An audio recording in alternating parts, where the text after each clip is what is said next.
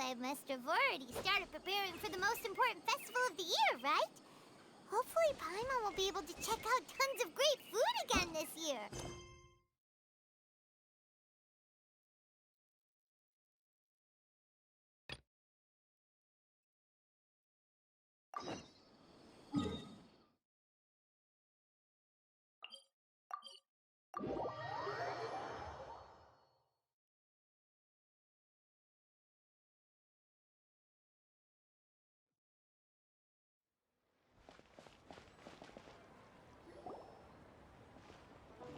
Paimon votes we go say hi to Xiangling first.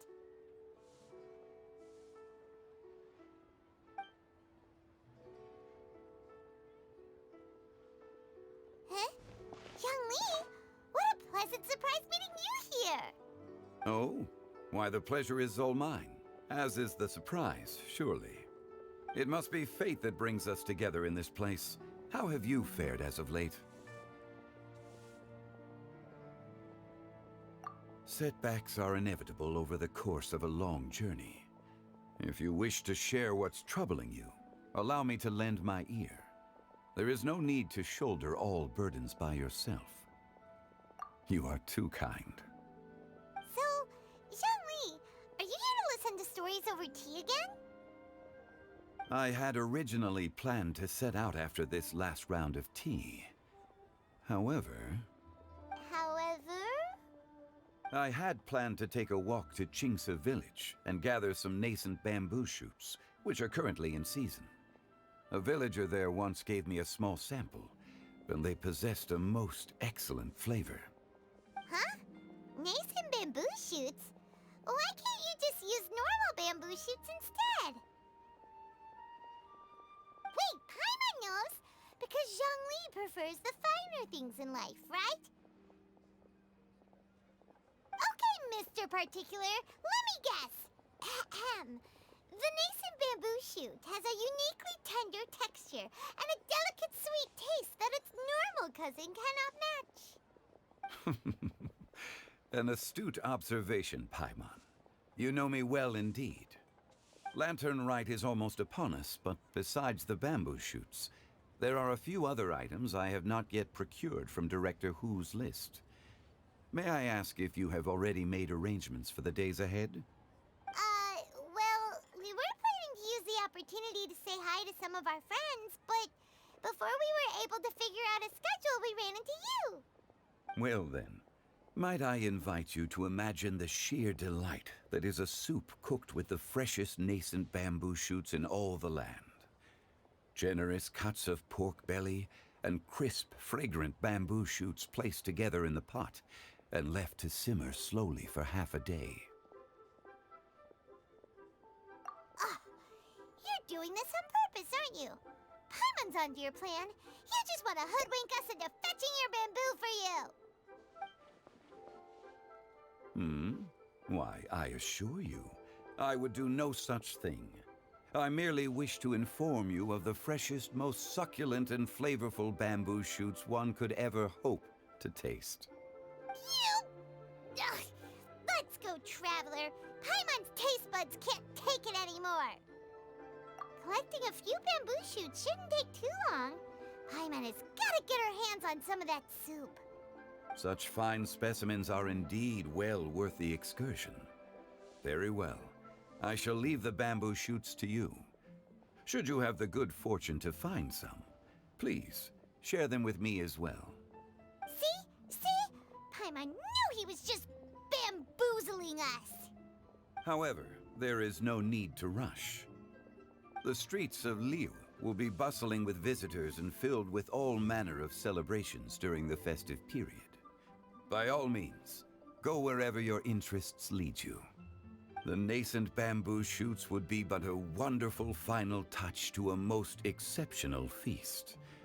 What an honor it would be to savor them in the company of friends. We're heading out. Enjoy your walk, young Lee. Take care now, you two.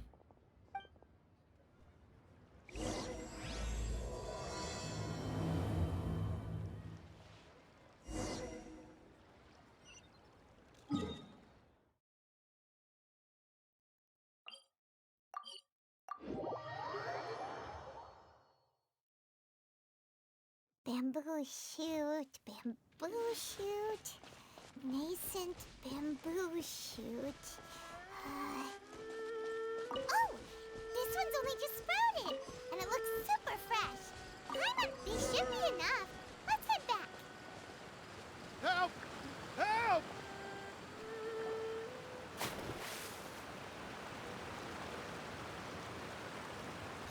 Are you okay?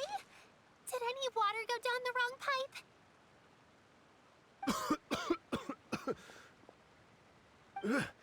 I think I'm okay now. Thank you so much.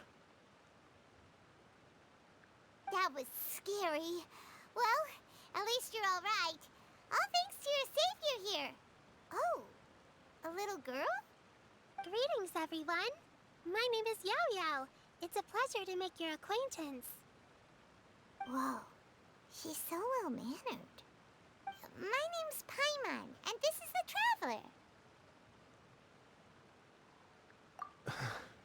I'm Dvorak, a musician from Fontaine. I came through Stone Gate intending to head towards Liyue Harbor, but then I became captivated by the beautiful scenery, and before long, I was completely lost. Just now, I was so mesmerized by the waterfall that I slipped and fell into the water. If it weren't for Miss Yao Yao's help, I shudder to think what might have happened. It's all right, Mr. Dvorak. The splashing around the bottom of the waterfall means the stone path is always wet and slippy. You definitely have to be careful. Next time you're exploring an unfamiliar environment, try to focus on what's right in front of you. Don't let your mind wander. As long as you watch your step, accidents like this won't happen anymore. Yes, ma'am. I understand. I'll remember to be more careful next time.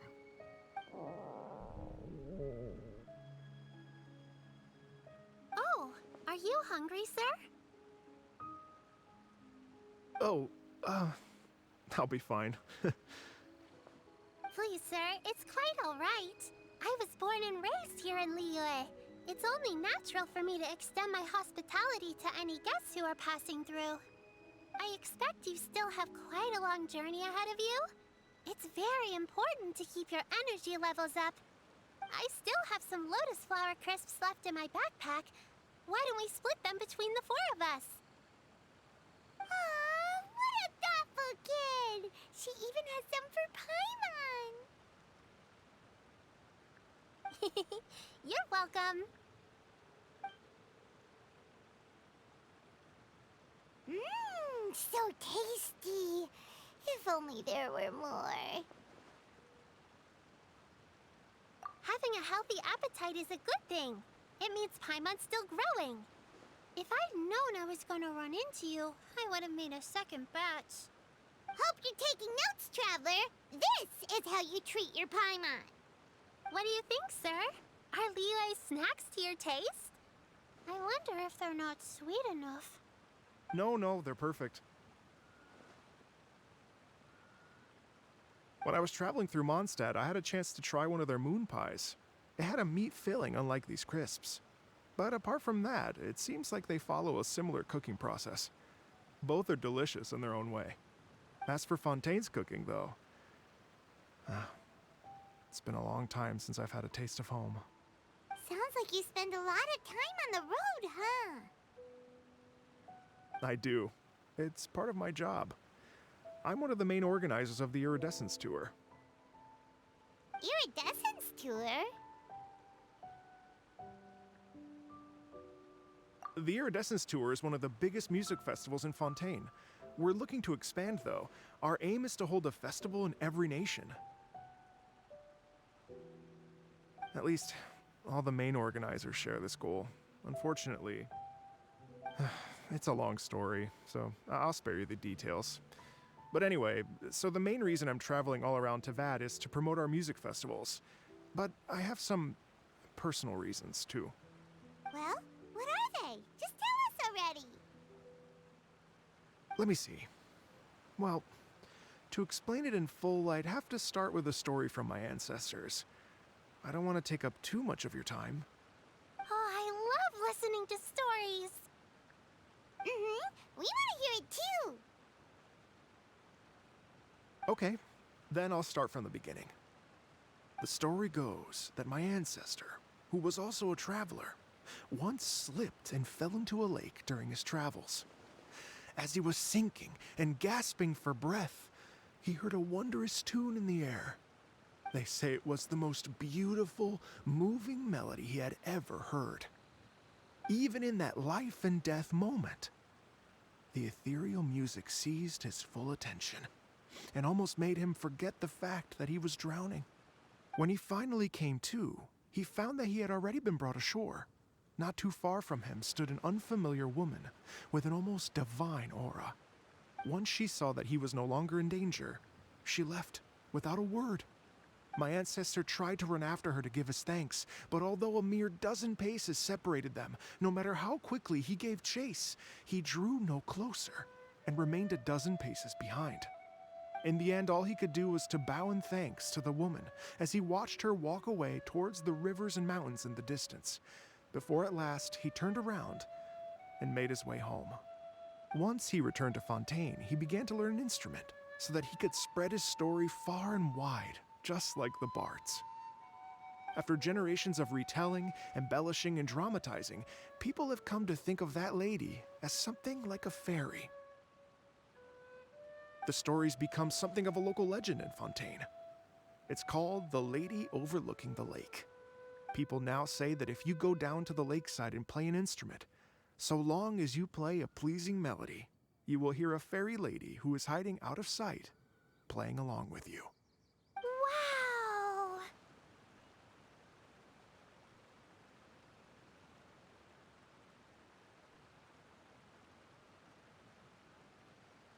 Exactly.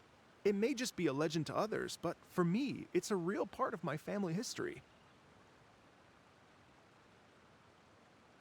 I wanted to find out the truth of this tale, so I decided to retrace my ancestors' steps and search for that lady's modern-day descendants.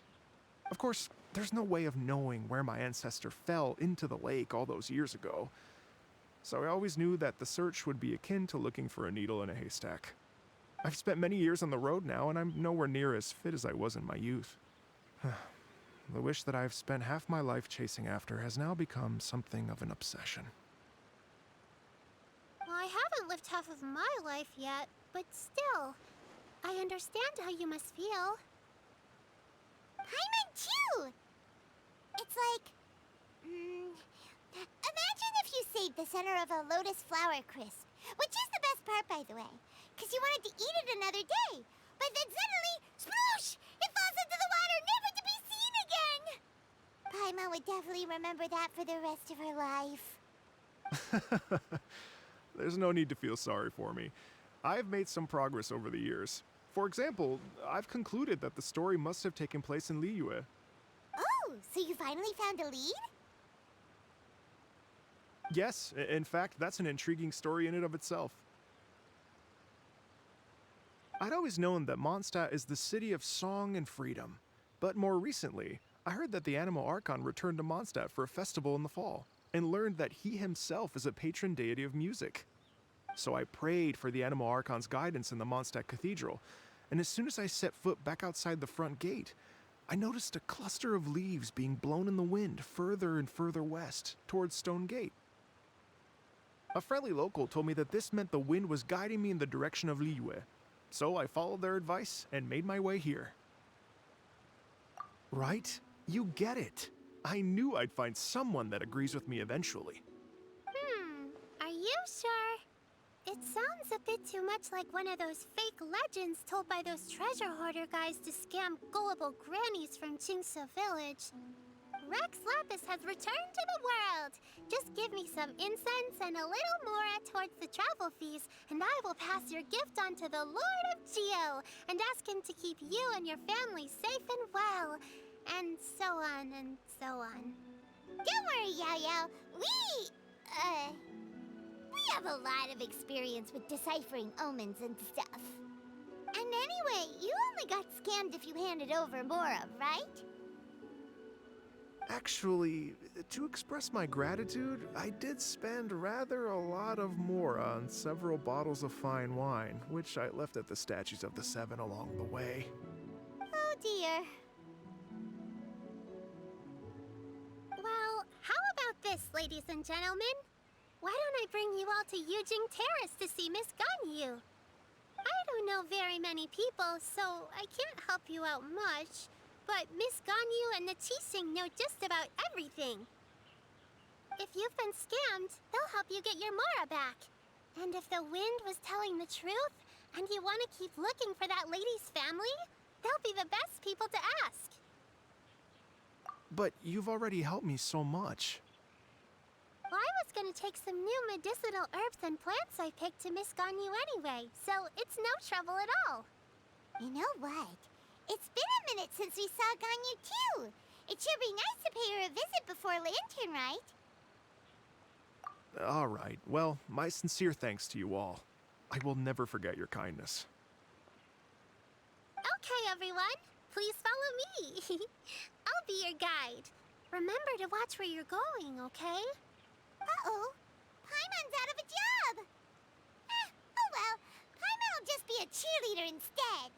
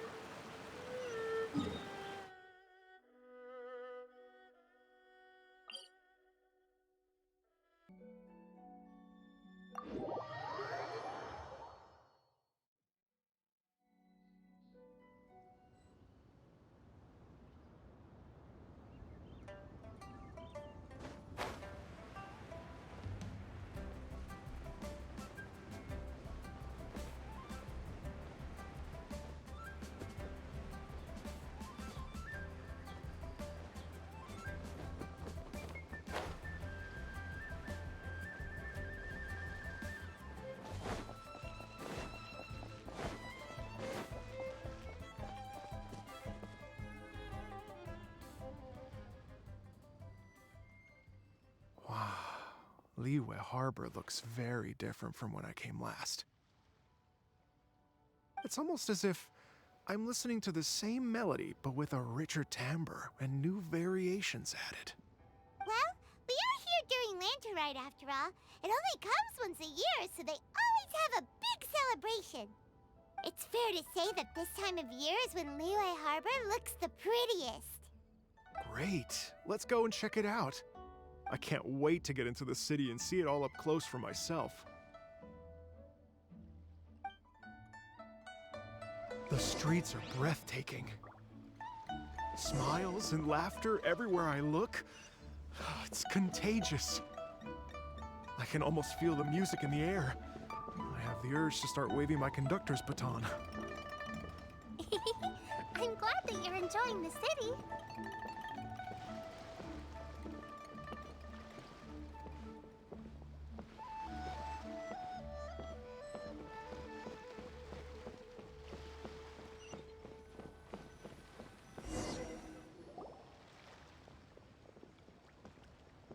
Hey everyone! Fancy meeting you all here. What a nice surprise. Hello, Xinyan. Let me introduce some new friends. They are... Traveler, Paimon, and Mr. Dvorak, right? I've known them all for quite a while. When I was last here to advertise a Liyue stop for the Iridescence Tour, Xinyan was one of the few people willing to give me the time of day. Feels like I've been chasing this Iridescence Tour bandwagon halfway around the world, but I keep getting stood up. What's going on, Mr. Dvorak? I'm so sorry, Xinyan. We've had a string of terrible luck recently, and every time we've tried to put on a show, something or other has come up to stop our plans from materializing. Is that right? I guess it can't be helped. So, what brings you to Liyue Harbor at this time of year anyway? Thinking of putting on a music festival during the Lantern Rite celebrations? A Lantern Rite music festival? Yes, please! No, I'm actually here on personal business this time. Oh, so no Lantern Rite music festival? I mean, that's not just up to me. Hosting a music festival takes a lot of funding and personnel. Moreover, I've never worked with the Liyue authorities before. Even if I were to start putting something together right now, I think it'd be too rushed. Wait, but we're going to meet the Liyue Qixing, aren't we? And they're the ones in charge. Uh-huh, that's right. Miss Keqing and Miss Ningguang can make anything happen. You mean... what? This is the perfect opportunity! Well, sure, it might not work out, but it can't hurt to bring it up as a suggestion.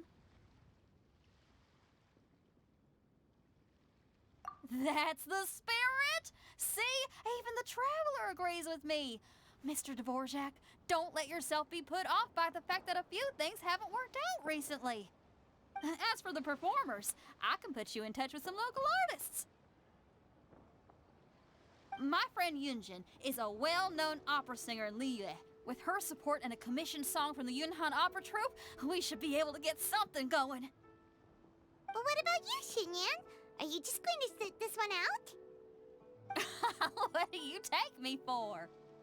If we actually manage to make the Iridescence Tour Lantern Rite Grand Concert a reality, you think I'd let anyone else perform the opening act? Wow! There's that rock and roll spirit! What do you say, Mr. Dvorak?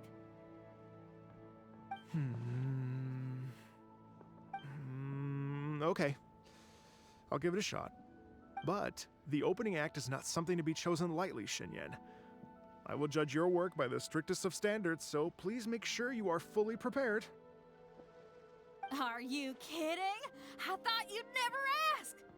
Whew, guess my shopping time's getting cut short. I'm gonna head back right away and start working on this. Yao Yao, if you run into your senior on the way to the Qixing, please send her my regards. Okay, I promise I will. Good luck with your music, Xinyan. You've got this, Xinyan! So about the senior of yours Xinyan mentioned just now, is that anyone we know? Yes, it's Xiangling. She's mentioned you two before. Xiangling's always thinking about cooking. Whenever she gets scrapes or burns, she just leaves them to heal by themselves. She definitely needs someone around her to look after her. I know you must have looked out for her a lot too in the time you've known her. So, thank you for that.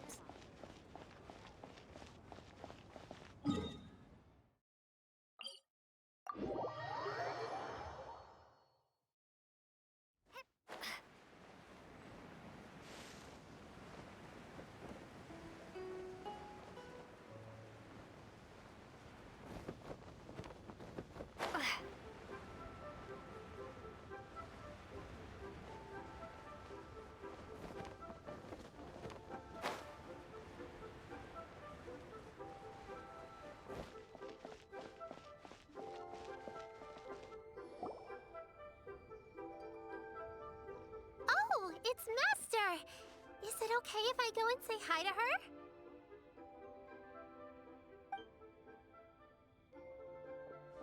Oh, calm down now, dear.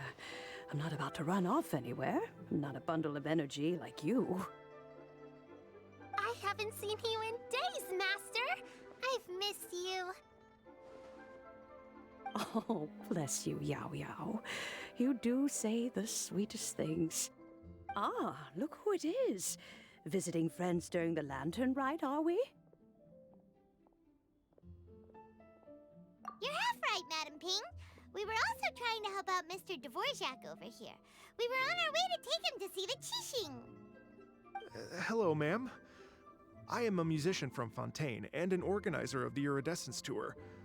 I don't suppose you've heard of it. Master! Master!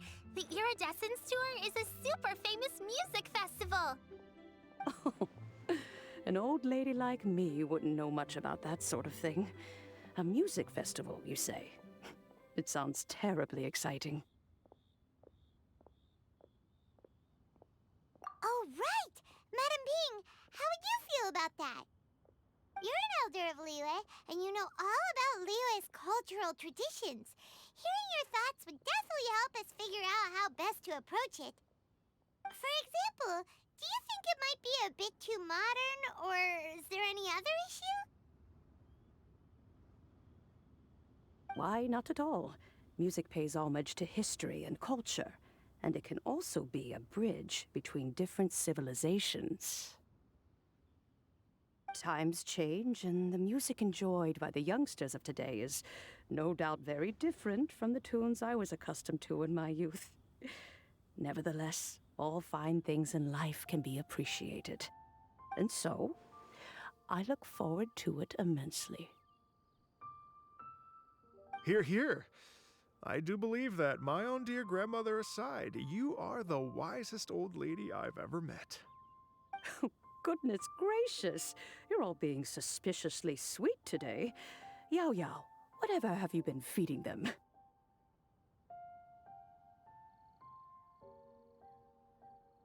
Master, you're in such a great mood today. You're even cracking jokes with the rest of us. Oh, well, I'm sure you must have plenty to be getting on with. Yes? Run along now. Don't let me hold you up. Thanks, Madam Ping. We'll see you again soon.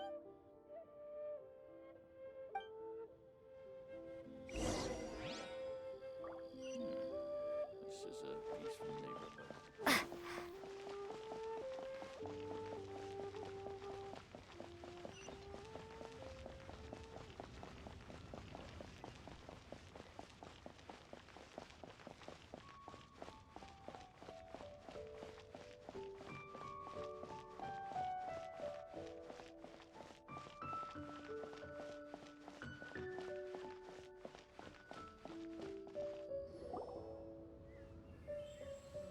And when you meet with the Ministry of Civil Affairs, please remind them that the festivities are not an excuse to procrastinate their work. Understood, Miss Ganyu. I'll take my leave now.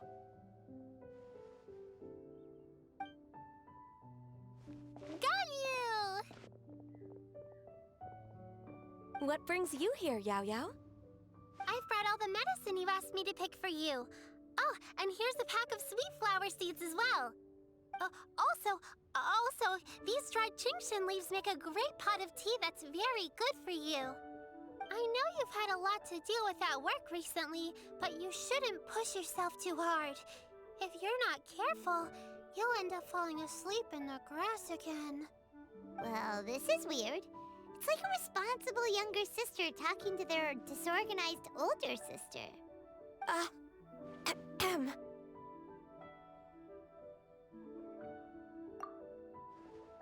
Thank you, but Paimon's criticism is quite valid.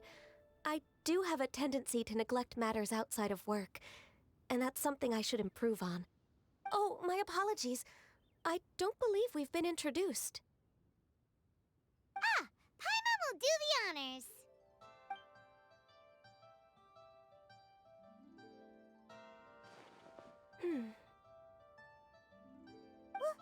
What's wrong? Did Paimon go over everything a bit too fast? It's definitely an ambitious plan. If there's anything you didn't quite catch, Paimon's more than happy to go over it again.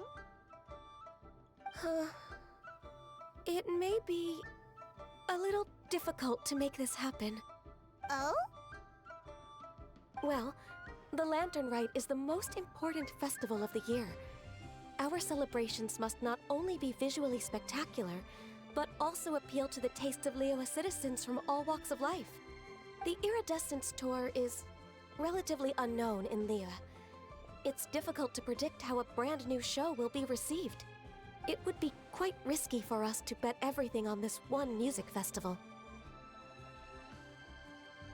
All very valid points. I completely understand. Therefore, we will not replace or cancel any of our pre-existing program. However, I will submit a proposal requesting to put the Iridescence Tour special performance as the final act of this year's festivities. Some live music will certainly add to the festive atmosphere on the night of the Latern Rite. As for the venue, let's reserve a space at the docks.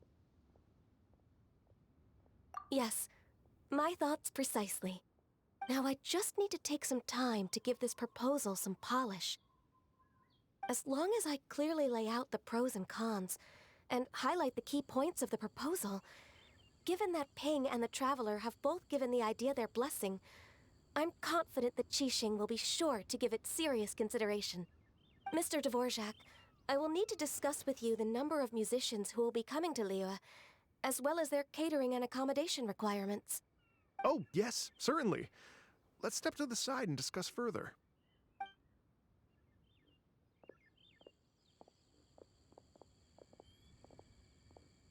As soon as there's work to do, Ganyu's as diligent as ever. I couldn't agree more. Master once said that everyone has things that they are good at and things that they are less good at. So, with that in mind, Ganyu shouldn't feel compelled to become perfect at absolutely everything. I'm good at taking care of people, so that can be left to me. Wow. Hey, Yo-Yo, can you take care of Paimon too? Paimon's getting hungry again. I'm afraid my backpack's empty now, but if you let me know what you like, I can bring you some of your favorite dishes next time we meet. Apart from lotus flower crisps, what else do you like? Anything sweet, and anything that's made from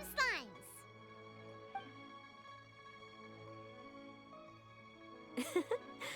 Here's what I've drafted so far. Anything else you want to add?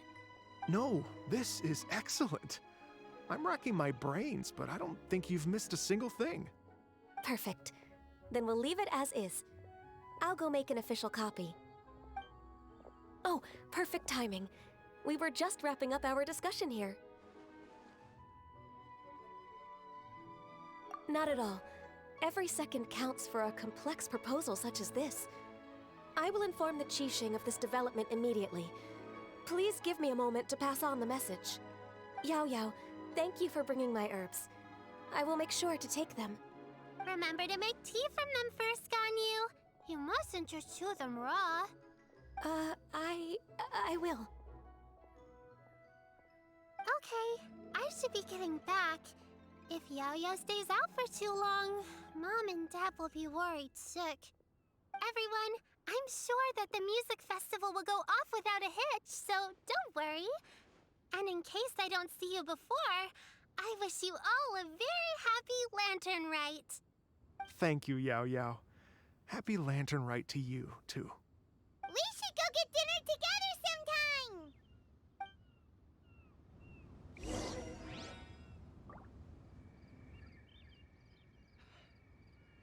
Though the clouds may darken.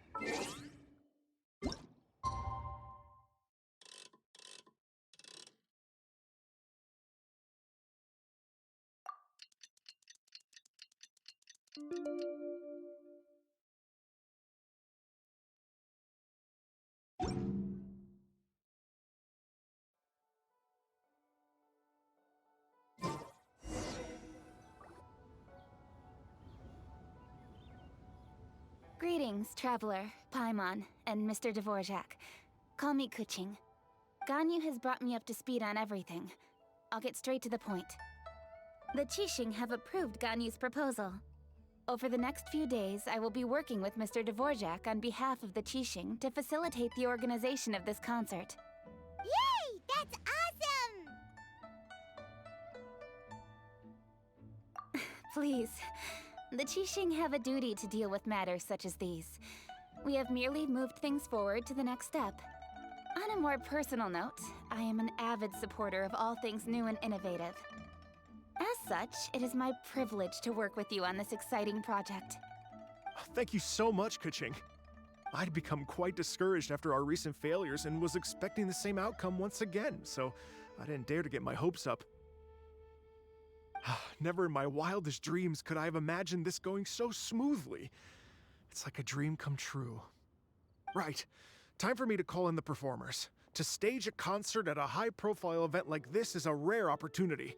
We'll make sure it's a night to remember. Yes! Our music band's finally getting fired up! Yes, indeed. I know exactly what I'm doing from here. For a musician, music will always be the language they are most fluent in. Oh, that. That can wait for another time. Oh, Ganyu? What's wrong? they told me all about Mr. Dvorak's situation, but I was so engrossed in drafting the proposal that I forgot all about it. Oh, that's quite all right. I don't even know what the person I'm trying to find looks like, so it was always going to be a long shot.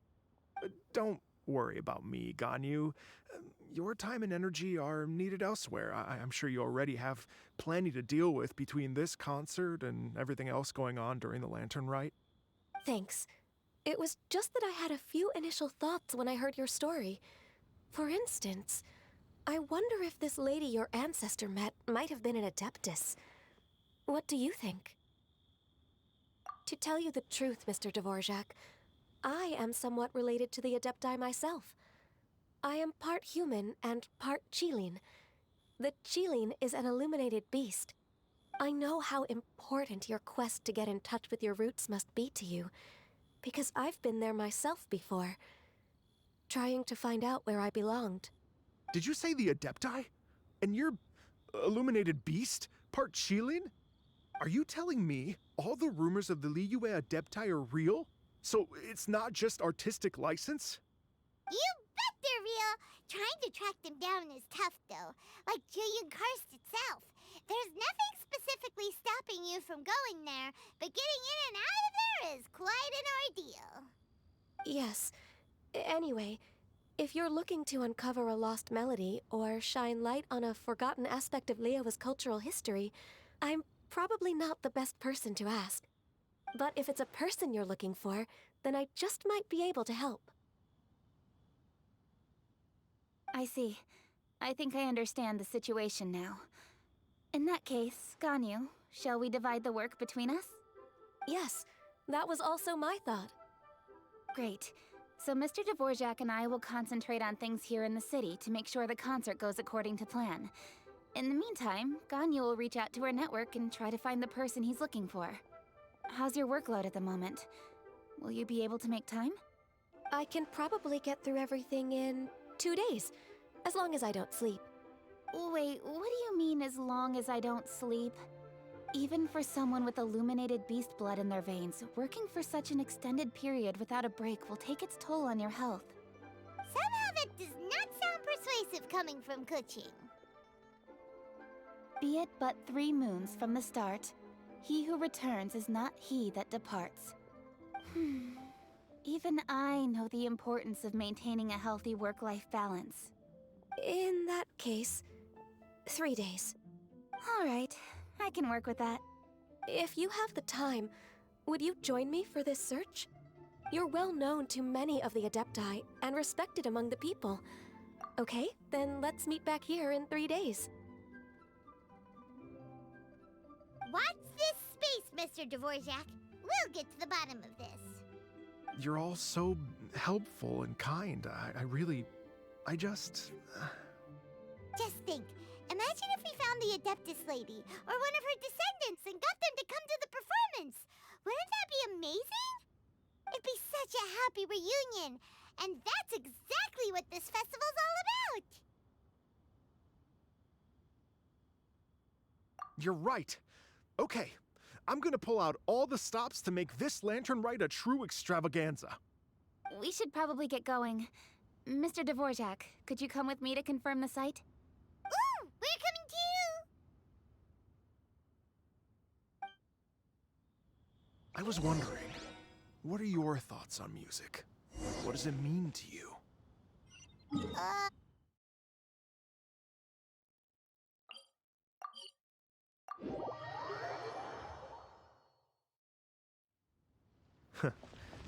Truth be told, the question of what music means to people is one that I've been pondering for quite some time.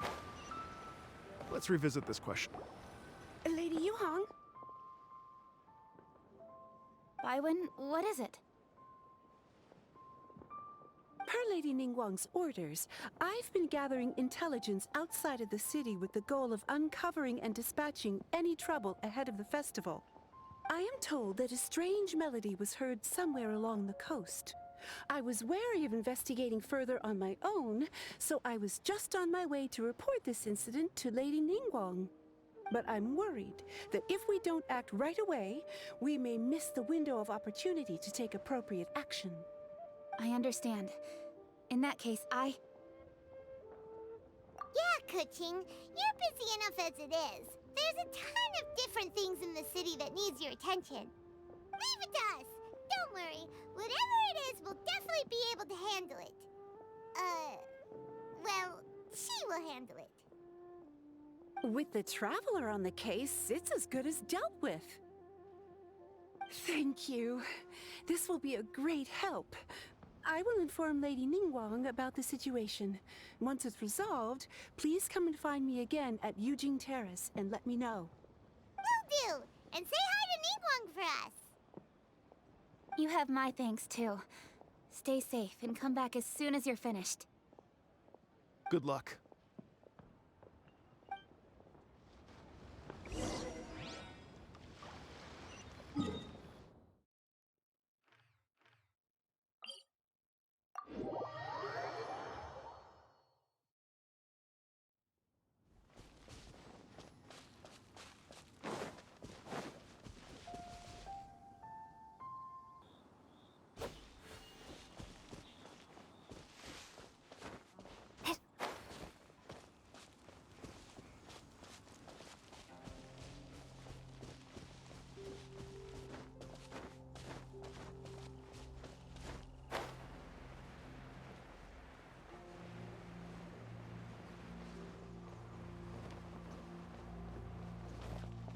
This life isn't bad either.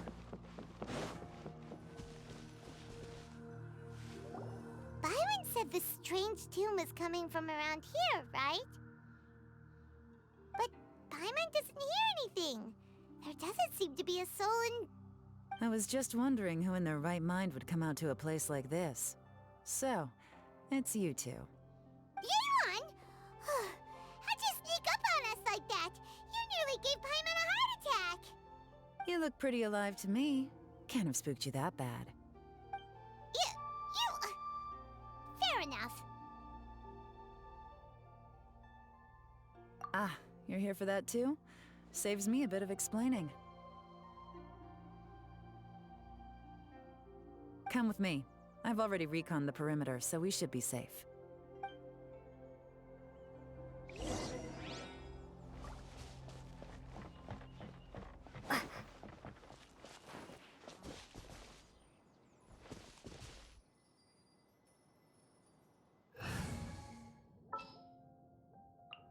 Just sharpen my spear.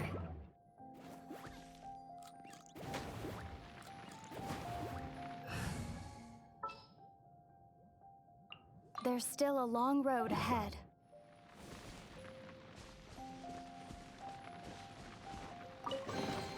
Is this an answer from this world? The doors and windows are all fine, so there definitely wasn't a break-in.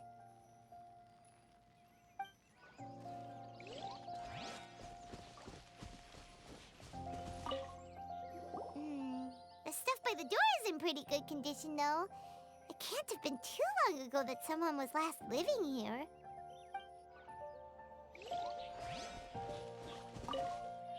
This place is completely empty. There's nothing valuable left here at all.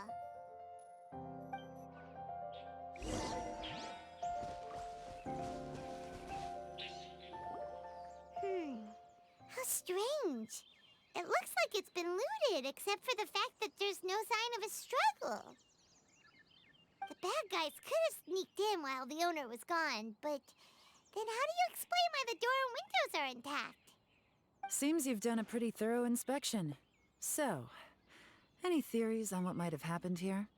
Yeon, you didn't hide some of the evidence from us on purpose, did you?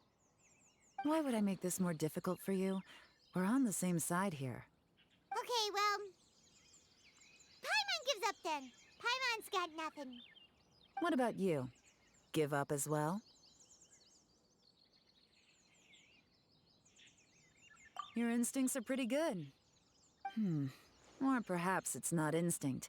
The strange melody is one of the few pieces of information you have available, after all. Let me share a folk story with you. A long time ago, there used to be a group of bandits in the Liyue countryside who would sound a horn every time they were about to raid a village. But it wasn't a rallying cry to rouse their fellow men.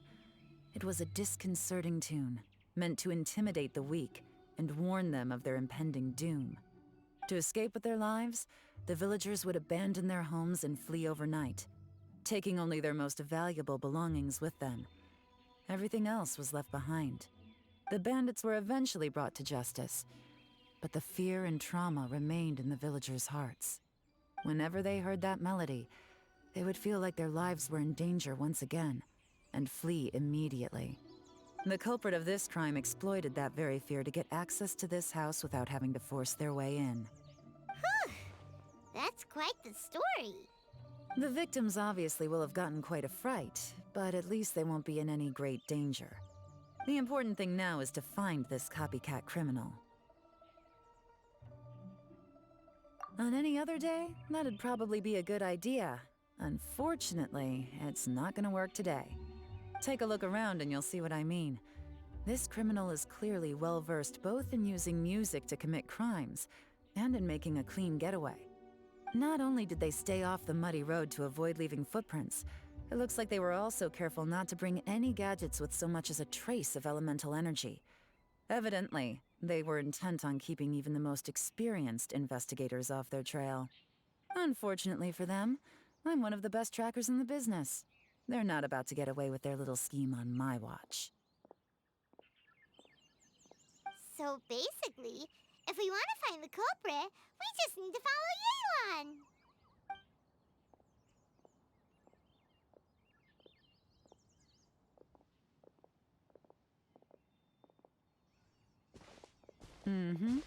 As long as you can keep up.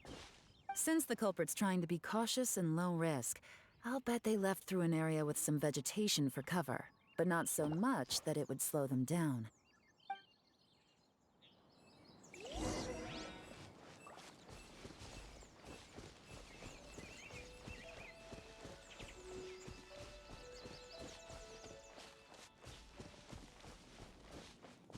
Here, look at this. These tracks are superficial, but they definitely didn't occur naturally. Something heavy was being dragged this way, meaning we're headed in the right direction.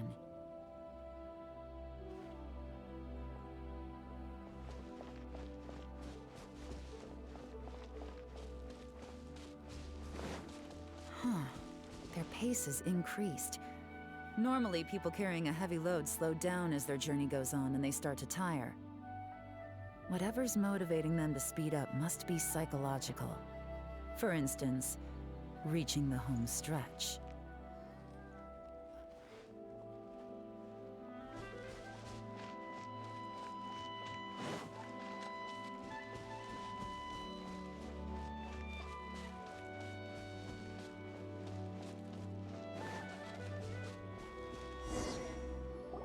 There they are! Look! A treasure hoarder tent!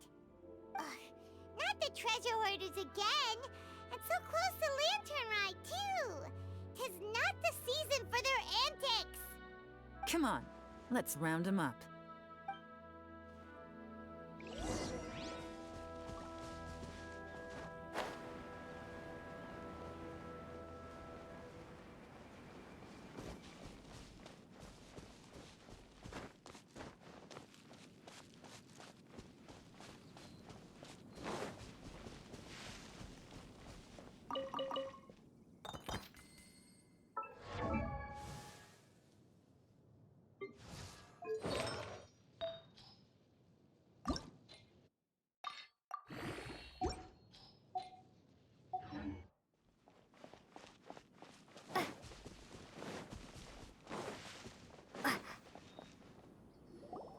Hey! Who are you? Where did you come from? The evidence is conclusive. Okay, confess and we'll go easy on you. My patience is running low, so why don't you do us both a favor, You kidding me? You think I'm scared of you? Perhaps not, but you should be.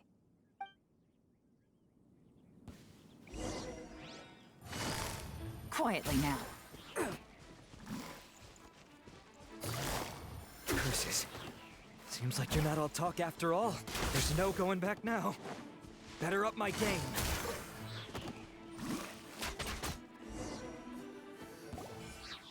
mercy! Have mercy! Oh, it's a little late for that. I've come this far, I might as well finish the job. I surrender! I surrender, please! I'll do whatever you say. Please have mercy. Tell us everything. You have one chance, and I'm warning you. Don't make me ask twice. I won't, I swear. You know, so Latern Rite's nearly here, and like a lot of people, I wanted to buy a few nice things. I know I'm with the treasure hoarders and everything, but I don't really have any kind of experience with robbing people and whatnot. So I don't have the guts to break into somebody's house.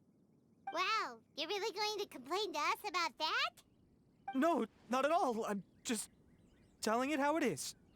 Okay. Continue. I racked my brains trying to think of what I could do, and eventually, I remembered something from back when I was a kid.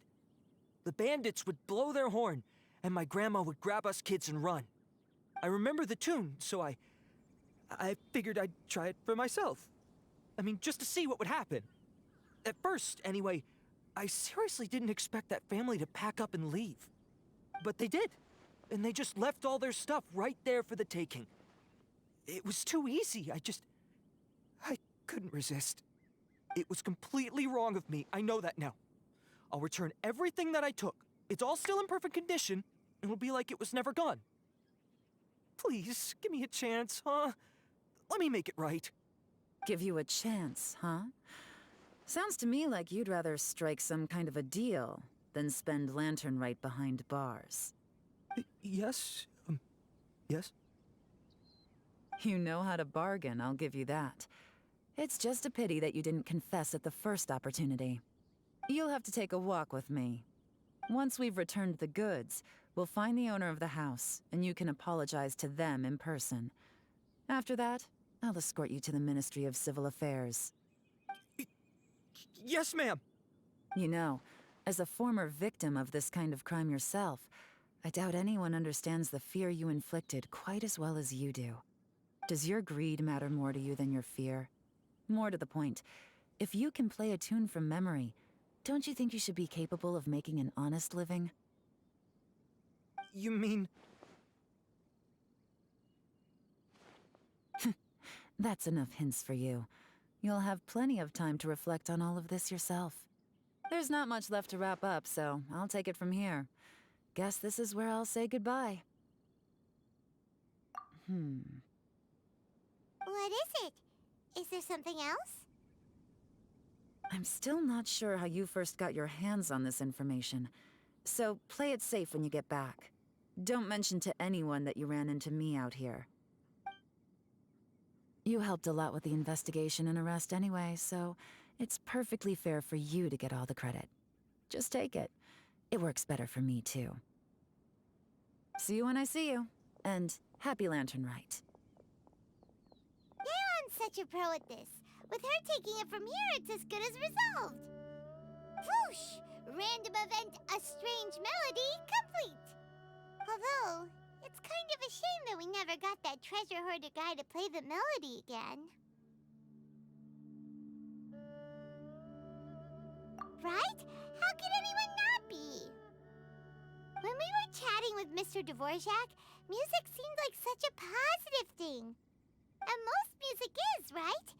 It can help us relax, feel all warm and fuzzy, recall happy memories, or even just think happy thoughts. Paimon never imagined that music could be used to commit crimes. Oh, really? Huh. Makes sense. Paimon's musical understanding improves again!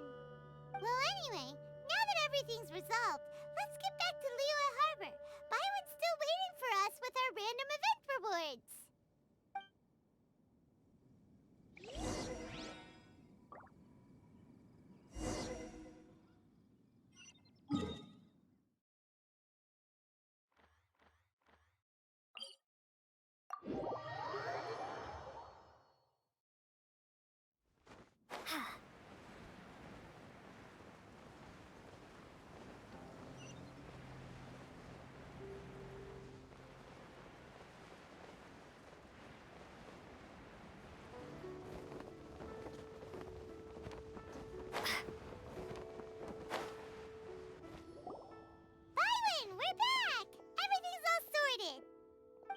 great news! Oh, please wait here a moment if you would be so kind. Lady Ningguang instructed me to advise her upon your return.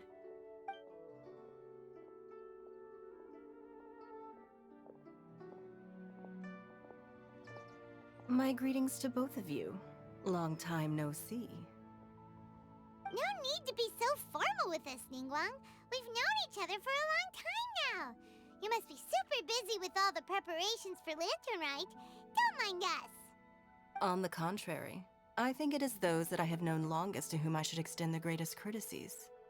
Alas, on a different day, I would invite both of you inside for some tea and a brief respite from your travels. But you're quite right.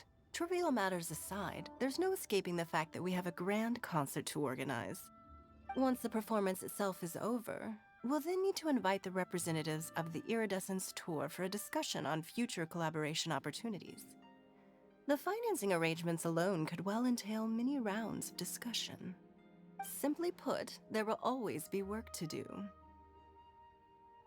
Whoa, you're already thinking that far ahead? Well, we can discuss more current affairs if you'd prefer. I trust you saw this year's Mingxiao lantern at the docks when you arrived at the city? Yeah, it looked like a goose. Which Adeptus is it modeled on this time? Sea Gazer. I believe you're familiar with the name. Legend holds that he was free-spirited and easygoing. People described him as a cheerful soul and a loyal friend. On this marvelous Latern Rite, we pray that the fallen heroes may be guided home. If the sound of music can flow like the rivers and streams into every corner of the land, perhaps the souls of those who have gone before us will hear the song of a new era. I wondered whether the melodies will be to their liking. Oh, they're gonna love them. Paimon's sure of it. At least, if the guy you mentioned is anything to go by, the Adepti and heroes of the past sound like a positive and free-spirited, cheerful bunch. They're sure to be open to new music. Well, let's hope so. I heard that you'll be going on a search with Ganyu to find the descendants of a fairy lady from a Fontaine legend. I'm sure this quest to uncover the truth behind an ancient story will turn into a most charming tale. Do share it with me, won't you? I couldn't bear to miss out.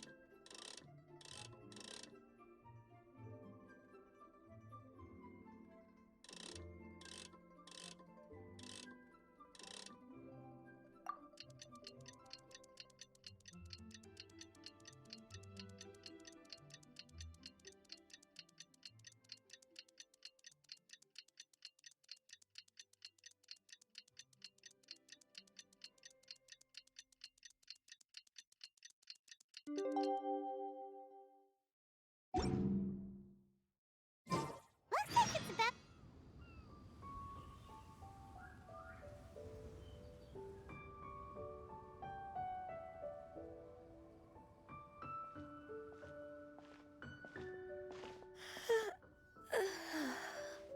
Greetings, Traveler and Paimon. What time is it? Are you okay, Ganyu? You were nodding off there. Didn't you sleep well last night? I'm fine. Don't worry about me. Let's discuss the matter at hand. Since last time, I've been thinking a lot about the story Paimon told me. In essence, someone rescued a drowning man and performed some music. If that were all there was to it, it could have been many people, human or Adeptus. But the tune was allegedly so wonderful that the drowning man forgot about everything else, even his own impending death, and only came to his senses after being brought to shore. Perhaps there was an adeptal power at work in that music that he, as a mortal, could not perceive. Or perhaps he sensed a power surrounding him but lacked the words to describe it, not knowing where it came from. Either way, if this part of the story is true, then the rescuer has to have been an adeptus. You really think so? But this story is all the way from Fontaine. Isn't this a bit of a long shot? Also, Paimon's really curious about how people from Fontaine think this fairy lady looked. Then she looked just like Ganyu. Guess that does technically make sense. Actually, Ganyu, if you had to save a drowning person, how would you go about it? Huh? Me? Well, I'd get them to the shore, and then I'd probably hide behind a tree and watch them for a while. Once I was sure that they were going to be okay, I'd slip away without a sound. Got it. So basically, Ganyu's the type of person who doesn't like taking credit for her good deeds. No, it's not like that. I'm just not very good at explaining things. And I also find it really awkward accepting other people's gratitude. Well, what if this adeptus in the story had a similar attitude? That would explain why she just left without saying a word. She was probably thinking something like, one was merely passing by and saw fit to address this egregious disruption to one's graceful zithering at once. You may keep your thanks to yourself. That was actually a very good impression of Cloud Retainer, Paimon. As far as I'm aware, Cloud Retainer isn't the most musically gifted. Still, we can't completely rule her out just yet. If we set off now, we could head to Mount Outsung and ask her about it. You'll be able to confirm either way if it's her, and I can, I've been in Liyue Harbor for so long now that I'm just not as familiar with the Adepti anymore. If there's anything we want to know about them, she's the best person to ask. Sounds great! And we're pretty close with Cloud Retainer by now, so we probably don't even need to bring her food this time, right? I've prepared a gift for her to mark the festival, just in case. However, Cloud Retainer spends most of her days studying mechanisms in her abode. She's on her own so much of the time that the moment she has someone to chat with, she just... Never mind. I promised I'd help Mr. Dvorak, and now that I've made the contract, I can't be having second thoughts. Traveler, Paimon, let's set off for Cloud Retainer's abode. Seems like this is a tough decision for Ganyu, but she's made up her mind now. Paimon gets why she'd be so anxious. Okay, how about this? If Cloud Retainer tries to start telling stories about her again this year, we should pipe up and change the topic. Wait, did she leave already? Hey, Ganyu, wait up!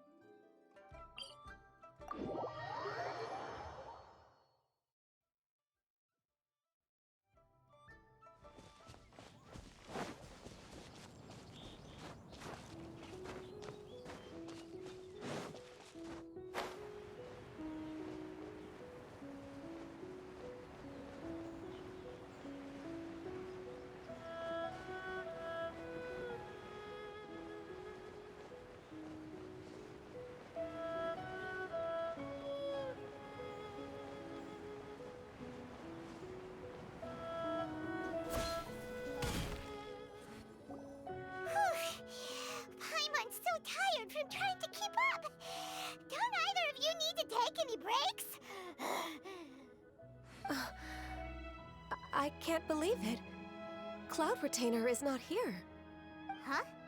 Did we miss her? She doesn't like to travel, so in the past, it's always been the other Adepti who come to visit her during the festivals. cause serious trouble for her. True. Now that I think about it, Cloud Retainer would be quite capable of taking care of anything on her own. There's no need to worry about her. Since she's not here, I guess the next step is to check all the other Adepti abodes, one by one. Uh-oh. Will it involve a lot more traveling?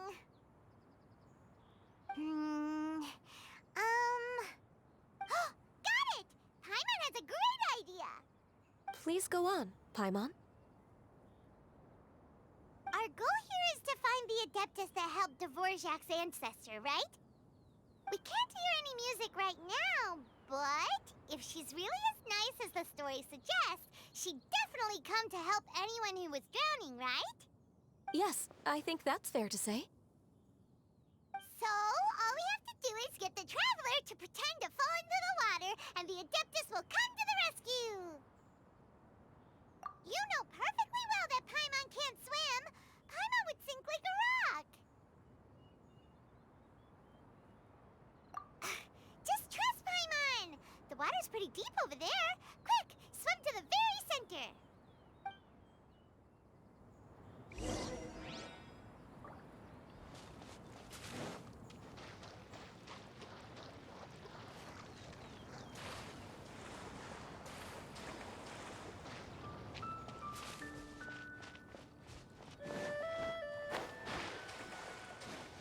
Help! Help! Someone's drowning! If only there was a kind-hearted Adeptus here to save us! Oh no! Whatever will a Paimon do?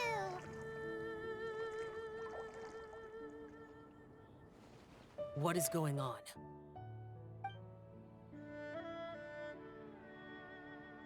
How do you feel right now?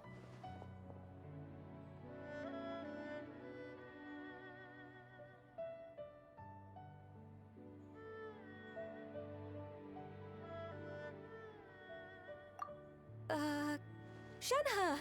And the Conqueror of Demons. Why don't you say something? Please don't make Paimon explain it. Okay, fine. Paimon will explain. We're looking for an Adeptus who's good at being a lifeguard and playing music. But if the Adepti aren't gonna stay home, then how are we supposed to find them? It wasn't me. Yeah, so this Adeptus is most likely a woman. And I am not an Adeptus, as you both already know, Traveler and Paimon. Okay, so this is Paimon's fault. No way Paimon would have suggested this idea if she'd known how awkward this was gonna be.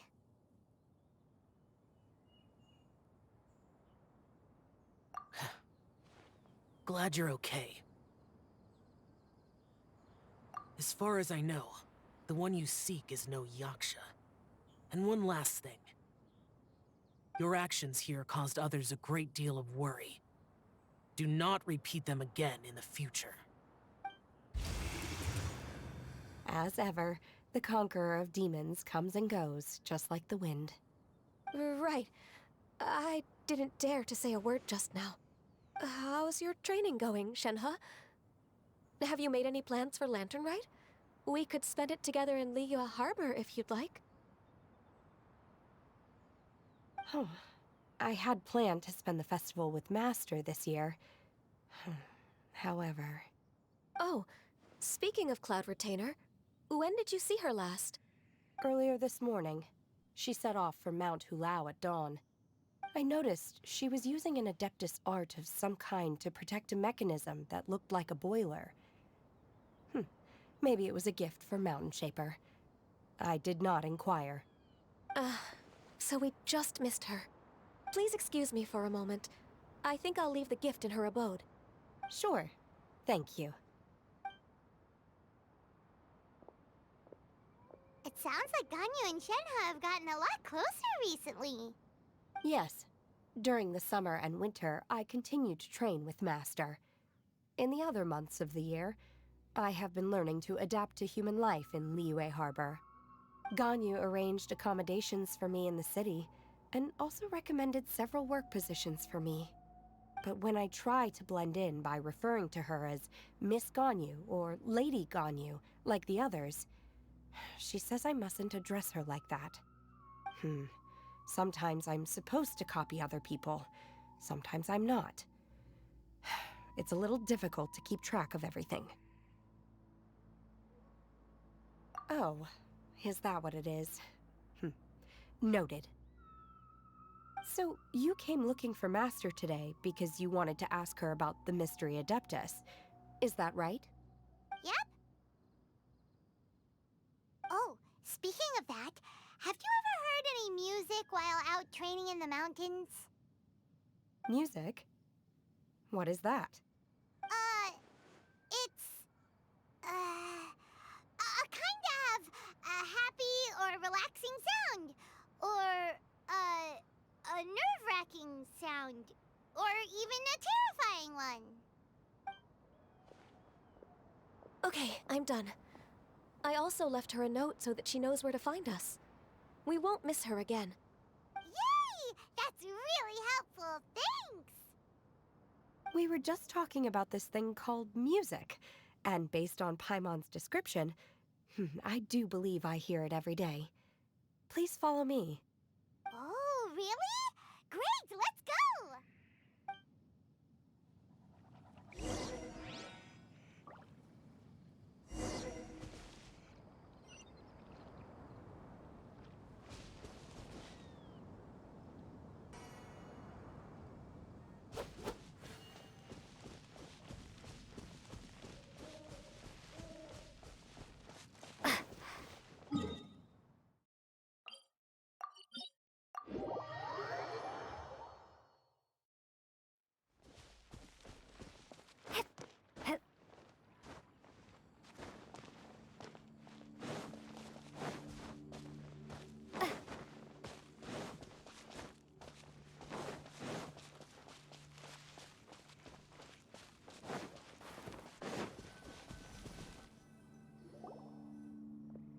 This is the place. I enjoy training here to the sound of music.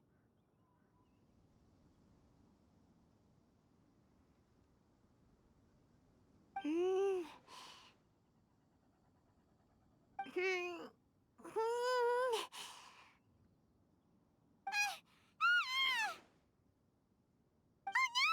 Paimon's gone deaf! Paimon can't hear anything! Oh, whew! Paimon hasn't gone deaf after all! Paimon heard you when you just spoke. Anyway, where is this music? The faint sound of birdsong, the quiet murmur of the streams. These are relaxing sounds. Are they not the music of which you speak? Oh, Paimon wasn't quite done with the description. Okay, fine, it's all Paimon's fault. What we're looking for are not the sounds of nature, but melodies played on special instruments. And a melody is? Huh? Hey, why don't you just sing that one melody Shen has heard before? It'll probably help her to understand what we're talking about.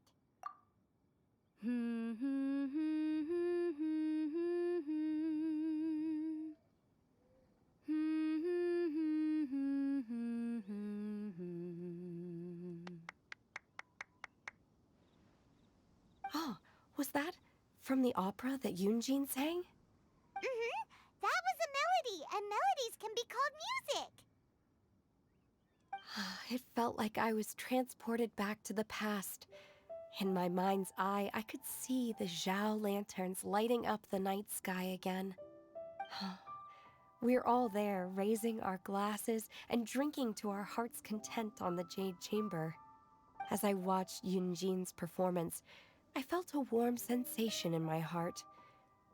And as the drink reached my stomach, it went from warm to hot. When you hummed that melody just now, feelings from a whole year ago came right back to me, as strong as they were on that day.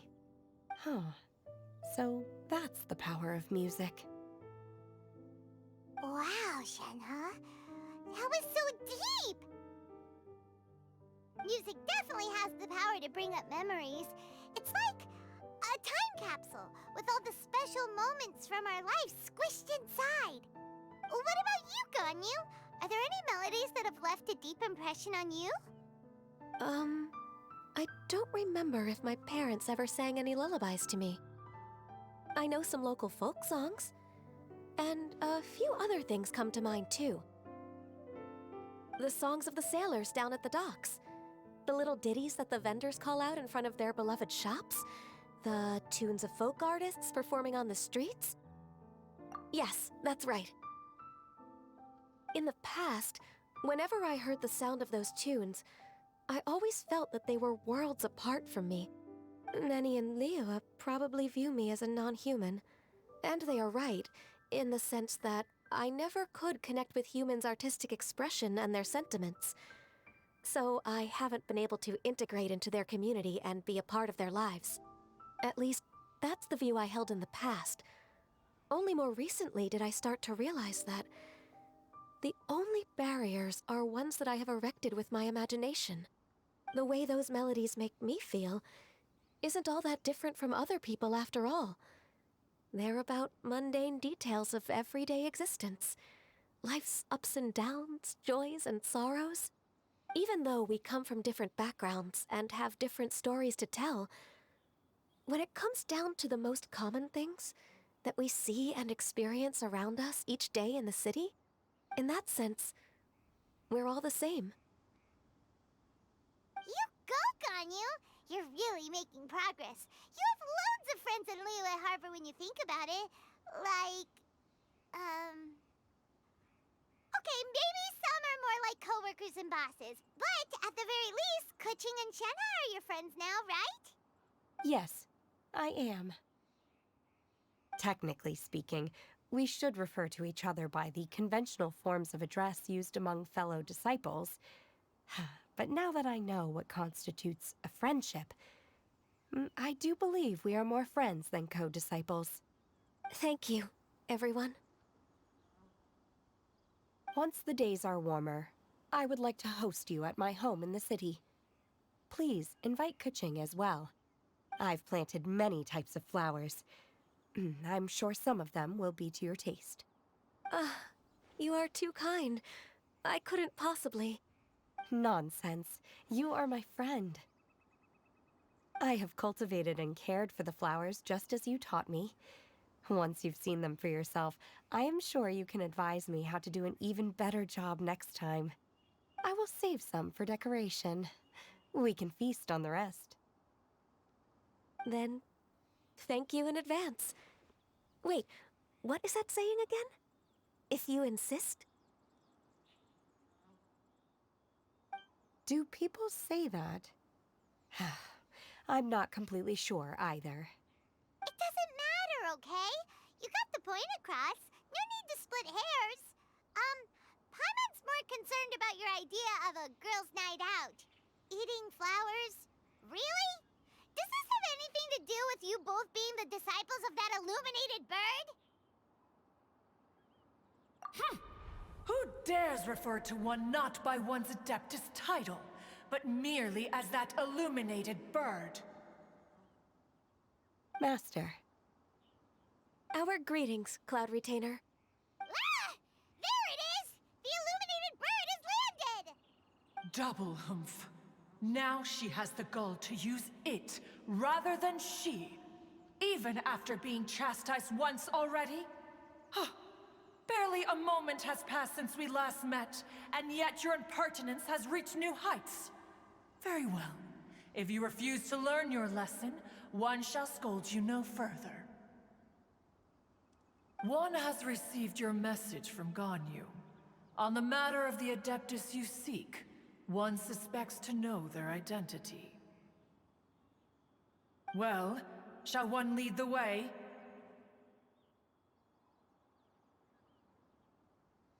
I still have to complete my training for today, so I will bid farewell to everyone here. Very well. Await my arrival at one's abode later this night. On this special occasion, you should indulge yourself with some savory dishes. If you want to release a Shao Lantern, come and find us anytime. Thank you, everyone. Happy Lantern Rite to you too.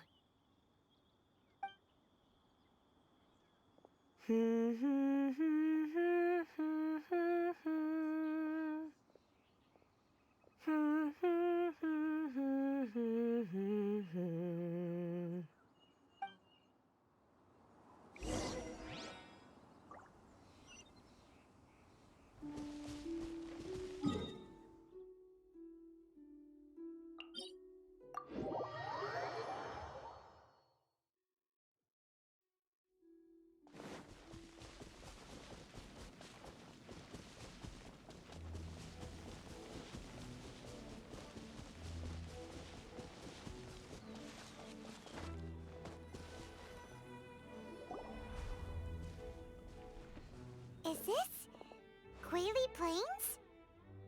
Cloud Retainer, why did you bring us here? Ganyu is of course familiar with the name Guizhong, but have you ever heard of her?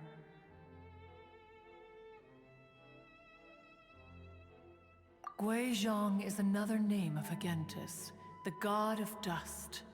She was extroverted in nature and adored social gatherings and inventions alike. Long ago, this region was yet a prosperous assembly. Guizhong often invited her friends to visit her home, reserving for us seats around the largest stone table. Sea Gazer would always bring out his latest treasure and place it upon the table. He could be quite the braggart. Though usually a mild-mannered fellow, when it came to those collectibles he was so fond of, he always loved to show them off. Paimon remembers that name. So that's what Sea Gazer was like. He was an old friend and a former rival. One has many memories of him. Once he had brought out the treasure, it would predictably become the center of attention. Neither Guizhong nor one was content to let him just steal the spotlight. So we would then also present our proudest mechanical creations. As Adepti, we were each gifted in our own ways, and naturally proud of our accomplishments in our respective fields of expertise. As a result, one often quarreled with Sea Gazer. His treasures were not even of his own making. He just used his exploration skills to dig them out of the ground. How, pray tell, could he compare to me, when every single one of one's accomplishments were crafted by one's own hand? Cloud Retainer, you are getting competitive again. One digresses. Regardless, every time an argument occurred, Guizhong would come over to watch us during our mutual lambastics. On some occasions, she would join in, and on others, she'd take one of us by the limb and start uttering the most ridiculous nonsense. What kind of nonsense? No kind of nonsense were we spared.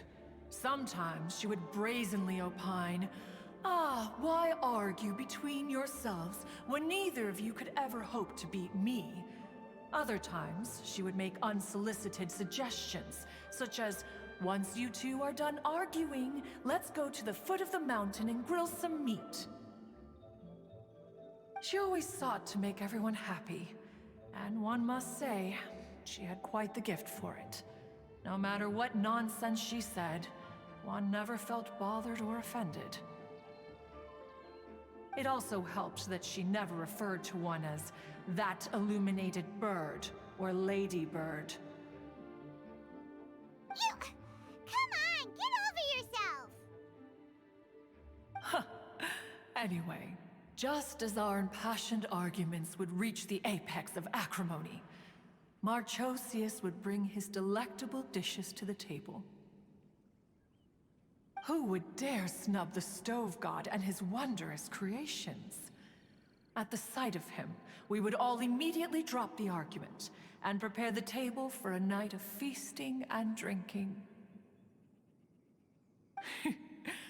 Back then, one was always bothered by how the cups Rex Lapis brought were always too square for one's taste. Can you see yourselves ever enjoying a drink from a square cup?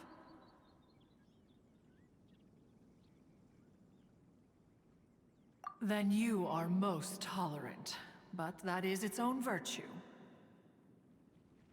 Even one could never find fault with Marchosius's cooking. As we ate, Guizhong would continue to find topics for conversation, filling the table with humor and laughter. Each of those old fossils had their character flaws and points of obstinacy. So why was it that whenever we dined together, we always had a marvelous time? We would drink together from a spot high in the mountains until the moon set and the sun rose, and only then would the banquet finally come to an end. Streetwood Rambler would often remain to admire the flowers with Guizhong before returning to her own abode. The glaze lilies were far more abundant back then. Entire fields of them would appear to the eye as a veritable sea of flowers. Streetward Rambler? That would be Ping. You probably know her as Madam Ping. Oh, okay. Wait, this is a lovely story and everything, but didn't we come here to find that Adeptus from Mr. Dvorak's story? Or are you saying that it was Guizhong? Didn't she, already, Alas, long has one avoided this place for precisely that reason. The sights here are a reminder of a time long gone, and evoke much sorrow. One should have guessed that you would disrupt one's poignant moment of mourning with your incessant questioning. No matter, one will share the whole story with you now. In times gone by, one quarreled oft with Guizhong concerning mechanical principles. We each had our ideals, and neither would yield. Under the pretext of a social gathering, one invited the impartial Rex Lapis to judge the quality of our creations. But Rex Lapis declared that Guizhong's Obscuro Vulpus mechanism was superior. Though one was too proud to acknowledge it, in one's heart, one knew that Guizhong was indeed the superior talent in the mechanical arts. As for the story between Guizhong and Streetward Rambler, that begins with a certain bell. In Guizhong's opinion, while mechanisms were no substitute for human composers, they were yet capable of producing simple but fine melodies. But Streetward Rambler believed music to be an expression of the soul, an emotional enterprise that could never hope to be replicated by machinery. They argued endlessly, until one asked Rex Lapis to intercede. He confiscated the bell and designated it for ceremonial use. Thereafter, one would often find them convening in the mountains, discussing music, mechanics, and all the affairs of the mortal world.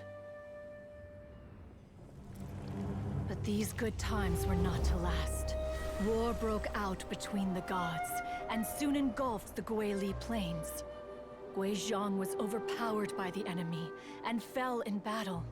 When Streetwood Rambler and I arrived at the scene at long last, all that remained among the ruins was her lifeless body.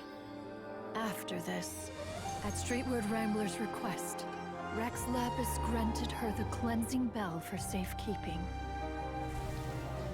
To honor our friend's memory, one made a few finishing touches to her ballistic device. Many Latern rites have passed since then.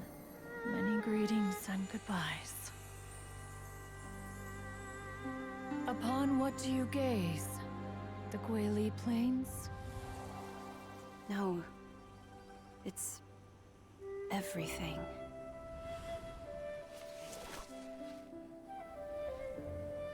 We think of human life as like a lantern that's lit one minute and extinguished the next. But are we Adepti so different? Perhaps as dust settles after a storm, we too must one day return to the world below. One has always been austere and private by nature, and has never relished socializing. One's dealings with Guizhong were born out of discussions on the discipline of mechanics. What? You have loads of friends, and you seem pretty chatty. Just because one is not ignorant of social graces does not mean one is fond of them. One is perfectly capable of partaking in conversation despite being introverted. But in the end, one is nothing like Streetward Rambler. She is dauntless but thoughtful, not to mention eloquent and wise.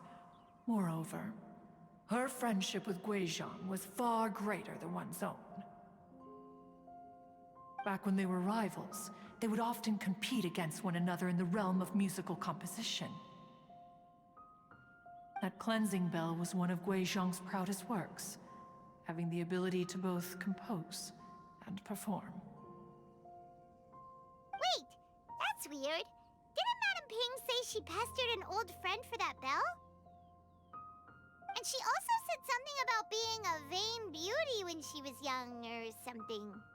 Streetward Rambler, a vain beauty. My foot. That bell has a sad history. Clearly, she refrained from sharing with you the truth of its origins, since the right time had not yet come. As for her old friend, who else could it be? As soon as Streetward Rambler heard that a certain Zhang Li wished to borrow the bell, she realized that the man was none other than Rex Lapis, and that he had made an enormous decision. After all, we all have known each other for several millennia. Some things between us are implicitly understood. Whoa! So they were talking in secret code? Oh, Paimon did not see that one coming. Enough of your intrusions. Where was one up to? Ah, yes. One remembers now. The cleansing bell is powered by a mechanical art, and can be used to great effect as an accompanying instrument. After the passing of its creator, it was used on numerous occasions during rites of parting. But Streetward Rambler did not acquire it from Rex Lapis for the purpose of producing further funerary tunes. No. Each time she rang it, it was to play the tune that Guizhong composed on it. The two once clashed over their beliefs about the meaning of music. Who would have thought that with Guizhong's passing and Streetward Rambler's mourning, two tunes composed in discord would eventually become one harmonious composition?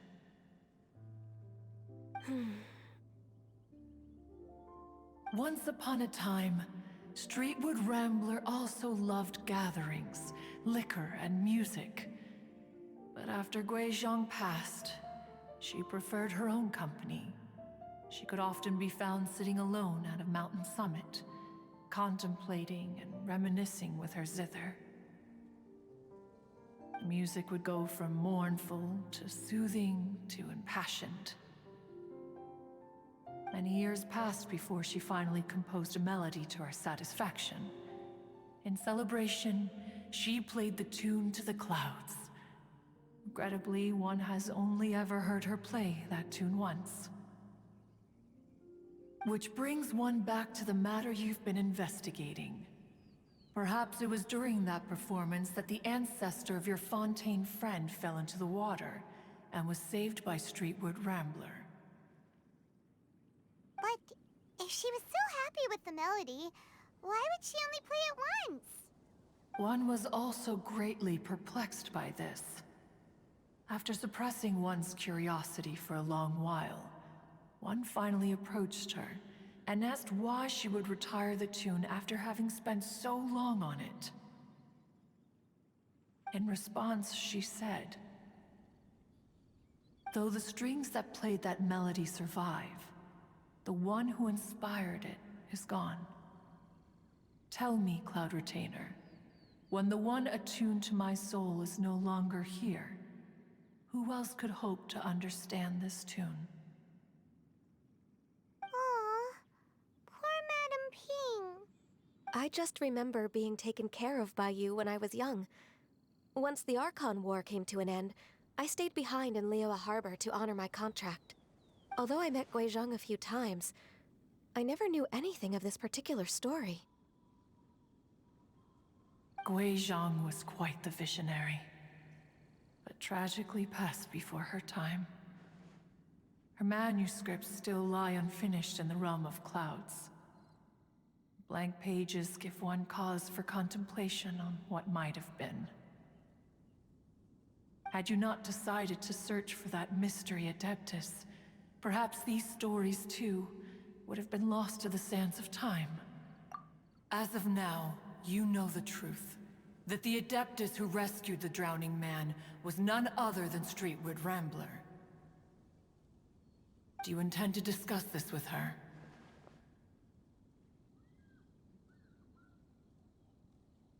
Do you mean Ping might find the topic too distressing? Precisely. The passing of our old friend is a heavy topic that both of us are usually careful to avoid. If I may be so bold, Cloud Retainer, could it be that this is just your own personal opinion? Oh? How so? I've been in Liyue Harbor for quite a long time now, and I've witnessed many farewells along the way, so I too am well acquainted with the pain of the passing of a loved one. But this doesn't bring the city or its people to a standstill. They have to keep moving forward. Someone as perceptive and wise as Ping will surely have come to understand and embrace this. Though these immortal mountains have lost an Adeptus, the Harbor of Mortals has gained a wise elder. No loss can ever be undone, but there is always much that can still be gained. Ping has helped countless people, and will guide many others in the years to come. And all to whom she extends a helping hand become her friends. People she can admire flowers and discuss music with. Though it is heartbreaking to lose a kindred spirit, life goes on, because there are new friends waiting for you further down the road. We even asked Madam Ping what she thought about adding a music festival to this year's Lantern Rite. When we get back, why don't we just ask her if she'd like to perform? Maybe we can even get her up on stage. You youngsters and your imaginations. Why don't you come with us? It's been a long time since you last spoke with Ping, and Liyue Harbor is always decorated so beautifully during the festival period. Is not every Lantern Rite the same in this regard? Were there ever anything new to discuss? One in Ping could meet any day of the year. I disagree.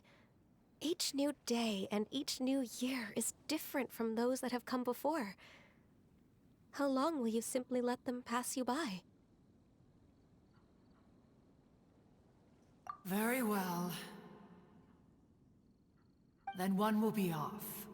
If the other old fossils have sneaked away into the city to amuse themselves, one shall soon find out. All right. We should be getting back to the harbor as well. We don't want to keep her waiting.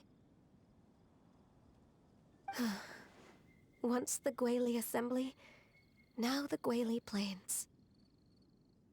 Say, if we planted flowers there, and cared for them carefully enough, do you think that one day we'd be able to recreate the Sea of Glaze Lilies? Allow one to take back one's praise from a moment prior. You are still far too given to flights of fancy, child. What? Cloud Retainer? You were still listening? One observed that you were making no effort to leave, and returned to chasten and hasten you. This time, one is departing in earnest.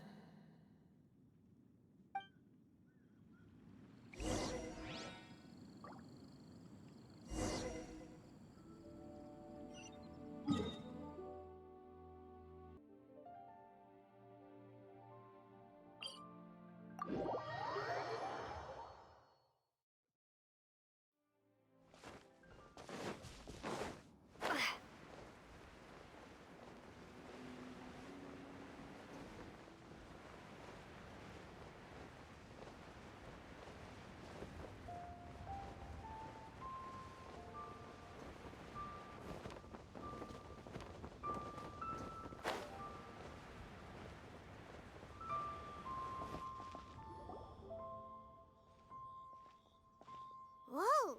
Madam Ping? And Cloud Retainer? It appears you made haste after all. One arrived but moments before you. Oh, bless my soul. To what do I owe the honor? How nice of you all to come and visit me. Miss Illuminated Bird, haven't you said anything yet? Said what, precisely? And why should one be tasked with saying it? 'Cause you're the one who's known Madam Ping the longest. Street word. Or rather, presumably, you would prefer to be addressed as Ping? Oh, Cloud Retainer, you are uncommonly polite today.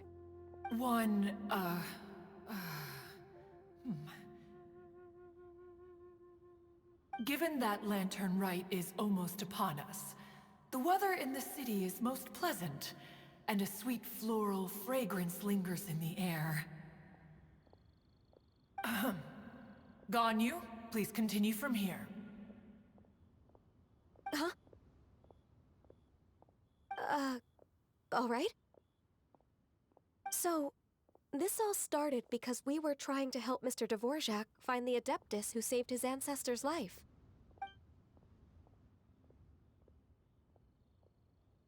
Cloud Retainer informed us that the one who played that melody and rescued the drowning man was none other than yourself. Ah, let me think. Yes, I do believe I recall that encounter. What a long time ago that was. I'm surprised that you still remember it. Even more astonishing, perhaps, is the fact that this story has survived this long at all, when mortal lives are so very brief.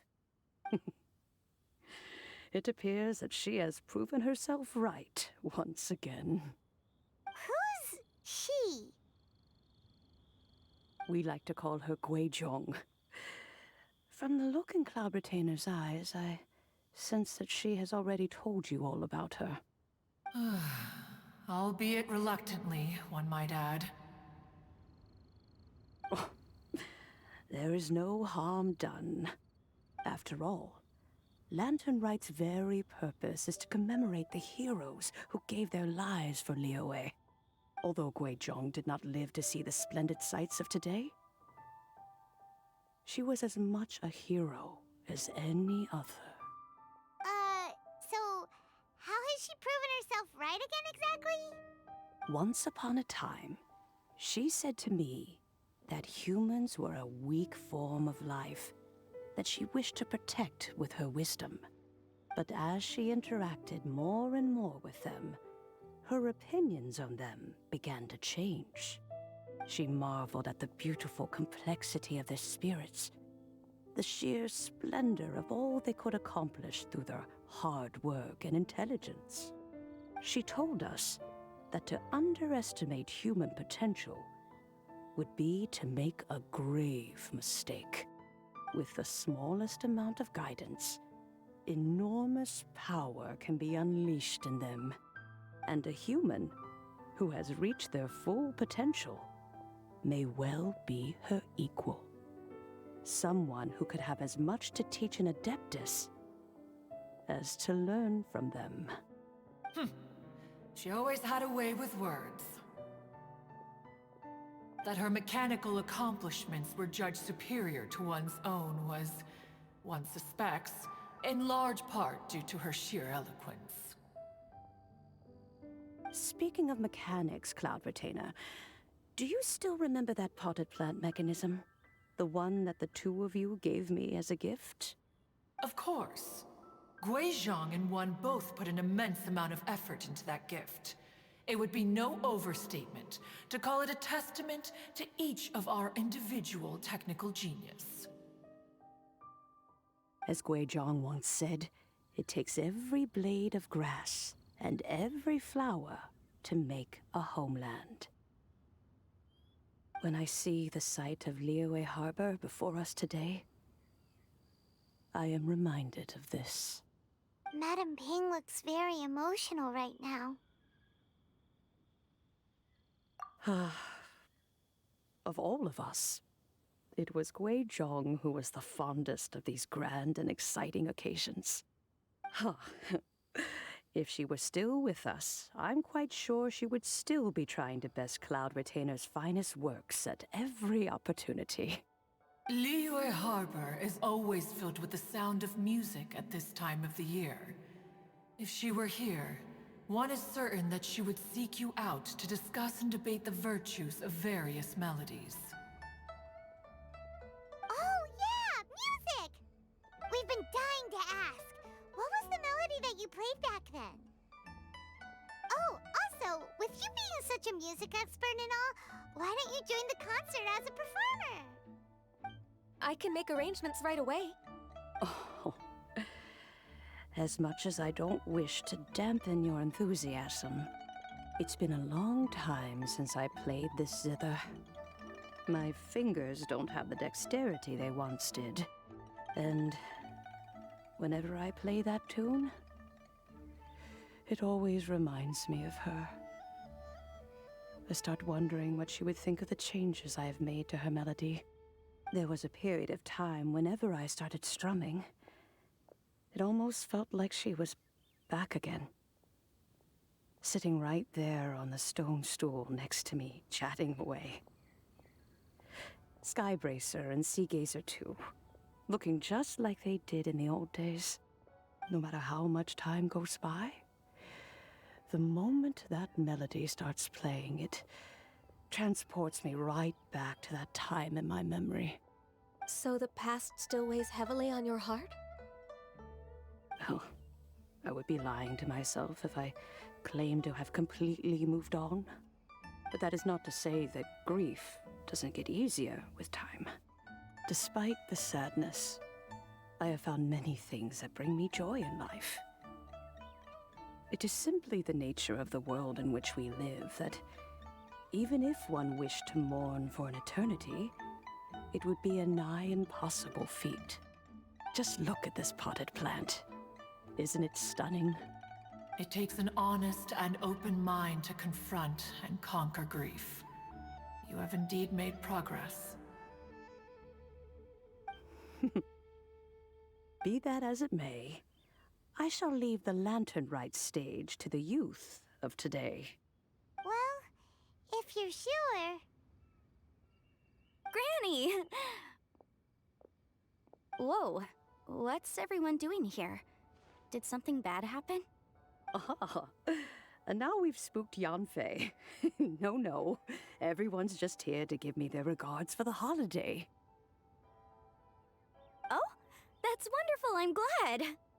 Well, in that case, happy Latern Rite, everyone. Happy Latern Rite. Oh, I just remembered that I have some, work to do at Yuehai Pavilion that I need to discuss with Yanfei. I haven't been able to find a chance until now. I will leave Mr. Dvorak in your capable hands. Cloud Retainer, Ping, we will be off for now. Huh? Does it have to be right now? Which case is this again? Hey, Ganyu! It seems Ganyu still has much to learn when it comes to the art of deception. What a pity. She has learned nothing of one's ability to carry a conversation. Since it's been so long, Cloud Retainer, why don't you stay? I'll make a cup of tea and we can chat a while. Gladly. This was one's intention as well. When you next see the Fontaine musician, please give him my regards. I'd like to wish him the very best with the concert. You got it, Madam Ping. Thank you all. I think you've listened to enough of my nattering for one day. As for that melody, I will play it for you all another time. Goodness knows I need to practice it first. Wow, that'd be great! We'll look forward to it. When that time comes, wherever her spirit may be among the countless grains of sand and specks of dust between the harbor and the mountains, perhaps she will look at the Liyue of today and steal a smile when she sees the prosperous land that it has become. All right, let's go tell Mr. Dvorak the news. This is a peaceful neighborhood.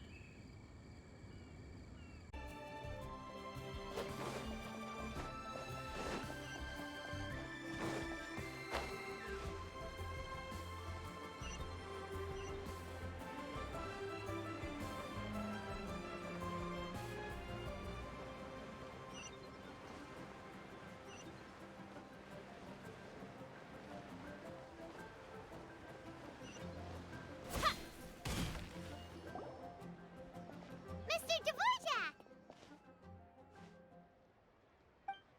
Ah, and Kuching's here too!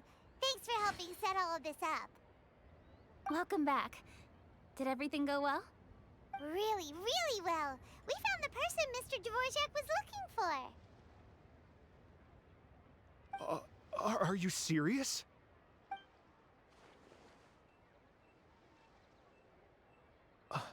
I see. So the melody my ancestor heard was an adeptus remembering her late friend? That certainly explains why it was such a powerful and poignant tune. Huh. That's a really interesting first reaction. Guess that comes with having a musical mind. I have to say, though, it's hard to believe that the fairy from the tale is now an elderly granny.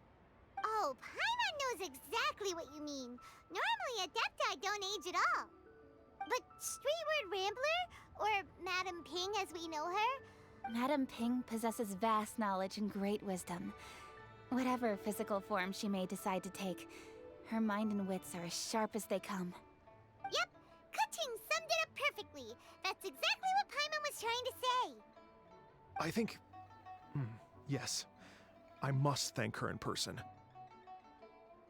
That can wait until after the concert, though. For now, I need to devote all my emotional energy to the performance. Ah, speaking of, Madam Ping wishes you all the best at the music festival. Paimon has a sneaking suspicion that she'll stay in her usual spot, but listen to the performances from afar. Wait, are you serious? Huh. Oh no, now I'm starting to get nervous.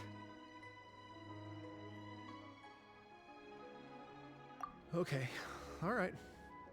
Nope, another rehearsal is in order. Please excuse me, everyone. Mr. Dvorak? He's already gone. Paimon wasn't even finished telling him everything. Before we set off on our search with Ganyu, he asked us about what music means to people. After our recent adventure, Paimon thinks we have a lot more to say about that now. Please, share your insights with me. Well, we found out that music can be used for good, but also for bad. It can make people happy and moved, but it can also be sad and bittersweet. And music is like a kind of memory written in people's hearts. It can put you in touch with feelings from a totally different time and place. It sounds like you had an eventful trip. Don't worry, I'm sure Ganyu will fill me in on all the details shortly. Wait, does that mean you're gonna carry on working? Mm-hmm. Just a few things to wrap up. All the groundwork is done. As long as everyone enjoys the festival activities, all our efforts are worthwhile. Happy Lantern Rite to you as well. Whew. That should be everything taken care of, right? Oh, no, wait. Paimon feels like she's forgetting something. What was it? Oh, it feels like it was a while ago. Shoot! Latent... Wait, no. Anyway, Fancy Zhangli said he wasn't in a hurry, so if we went now, there's probably still time, right? Anyway, even if we don't make it, it's not our fault. He could have totally picked him by himself. Ugh. Anyway, let's go check with him at Wangsheng Funeral Parlor.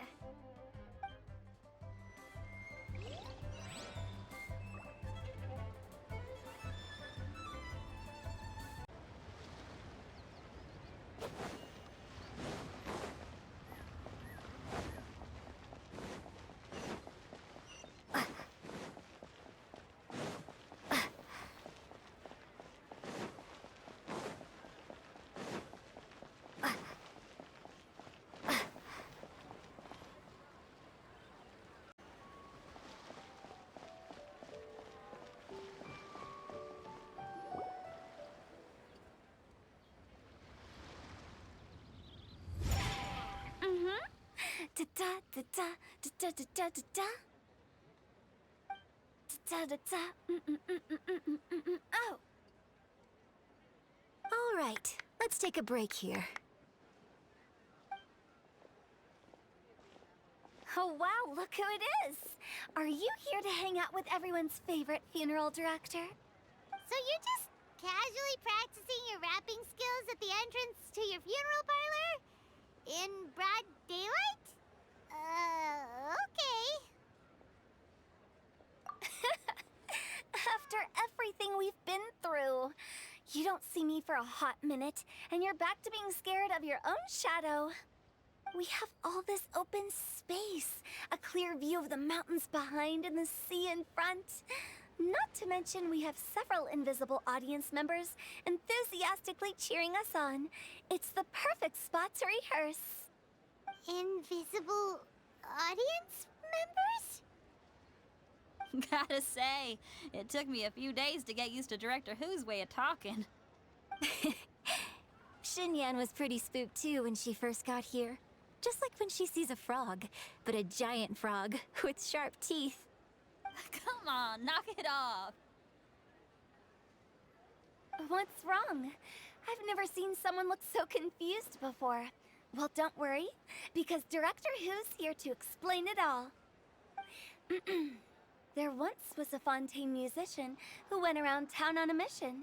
He came door to door for his iridescence tour, looking for acts to audition. With my words, Xinyan's chords, and Yunjin as our mentor, we'll take the stage by storm with flames roaring and the whole audience calling for more. For sure! The whole dance floor will be yelling encore! Encore! Oh, now Paimon's rhyming along. But when you say flames roaring, are you sure this'll be safe? No, don't you worry about that. I'm pretty experienced on the stage, and I've already informed the Yuhong of all the pyrotechnics we're planning on using. Huh. Guess we'll just have to trust Xinyan on this one. Oh, Zhongli. He took one of those fancy meal boxes and set off for the mountains. Said he wanted to pay a visit to some old friends. It's a real pity that he couldn't be around for this. As well as being a true connoisseur of traditional art forms, he's able to appreciate Xinyan's performances too. Yeah, that's right. Matter of fact, he was the one who first invited me to perform here. To tell the truth, though, I never thought I'd really find myself rehearsing here one day. Well, now you know. The Wangsheng Funeral Parlor is a great location. All of you are always welcome to come and hang out here, especially if you're in the mood to try something new. I can speak to that. Hu Tao is always full of fun surprises. And jump scares. Actually, Xinyan, I have some lyric ideas for your part. Do you want to go through them together? Sure thing. I'm all ears. Oh, Traveler and Paimon, I believe Zhongli was heading to Mount Hulao, so make sure you're hiking up the right hill. When you see Zhongli, please pass on this message to him. It's up to him whether he wants to support us at the performance tonight, but I expect him to make time for the upcoming banquet we're planning. No excuses. You should join us too. It'll be a riot. If there's one thing I've learned from being a funeral director, it's how to throw a party.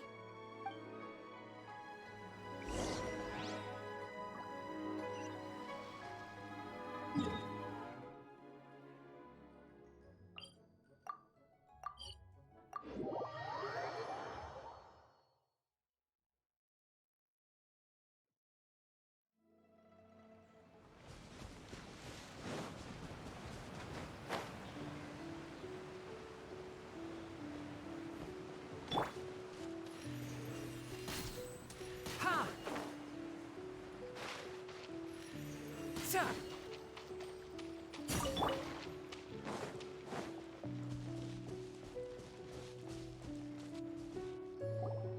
Paimon sees them! It's illuminated deer and illuminated bird number 2! A familiar face. Have you come from Liyue Harbor? How is the city nowadays? Everything's great! But you know, if you're so curious, you can always go and check it out for yourself! In fact, Mooncarver has been taking many walks on Mount Tianheng in recent times. I believe the sights of the city are quite familiar to him. Zhongli! Here you are! We've brought the bamboo shoots you wanted. Impeccable timing.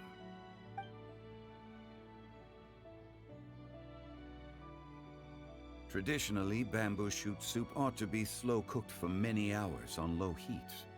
Using Adeptus arts to hasten the process is something of a shortcut. Wait, that mechanism... is that... Indeed. Cloud Retainer kindly lent me her supreme cuisine machine. Can we not just call it a cooking machine? Actually, never mind.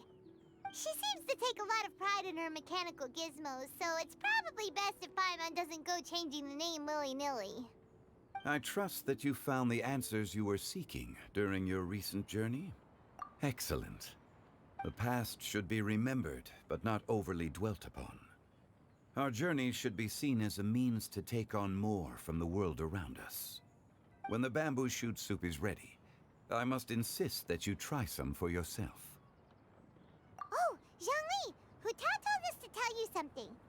She said, it's up to him whether he wants to support us at the performance tonight, but I expect him to make time for the upcoming banquet we're planning. No excuses! When she says performance, she must mean the Latern Rite Music Festival. As for the banquet, she didn't tell us anything more about that, but she invited us to come as well. As you can see, I have a prior engagement with 2 Adepti friends of mine tonight. Please, give Director Hu my best wishes for the performance. As for the banquet, since the Director insists, far be it from a mere consultant like myself to refuse. Yay! Then we'll see you there? Absolutely. Rex Lapis, the bamboo shoot soup is ready. Thank you. I will examine it right away. The appearance is exquisite, and the aroma rich and intense. The craftsmanship of this machine is commendable indeed. Since you came all this way, you should not leave empty-handed. Please, take some soup. It tastes most exquisite while still warm.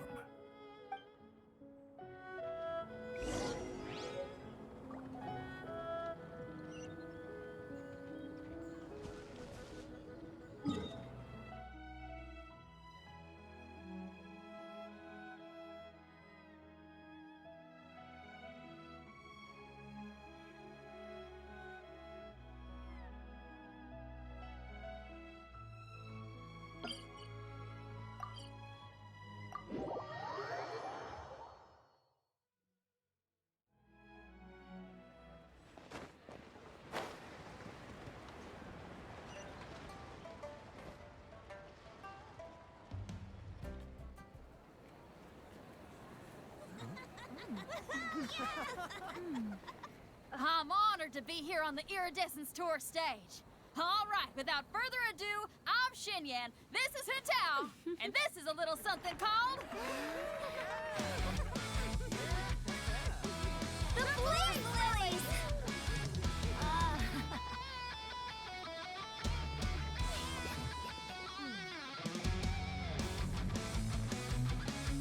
I'm up here blazing trails through the midnight sky, lighting up the world below. And when the crowds all hear my voice, they'll meet the spirit of rock and roll. Let's go! Hey, you butterfly, you two buzzing by, guiding your way to the afterlife, opening the path without a fright. Oh, I'll light the fire, watch it blaze across the universe. I'll spit my rhymes, watch your step, or you'll get burned. Hey, woo!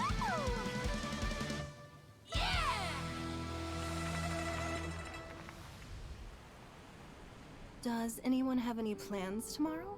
With another year behind us, I think we deserve a celebration of our own. My treat. Interested? The Tianquan footing the bill? I can't miss out on that.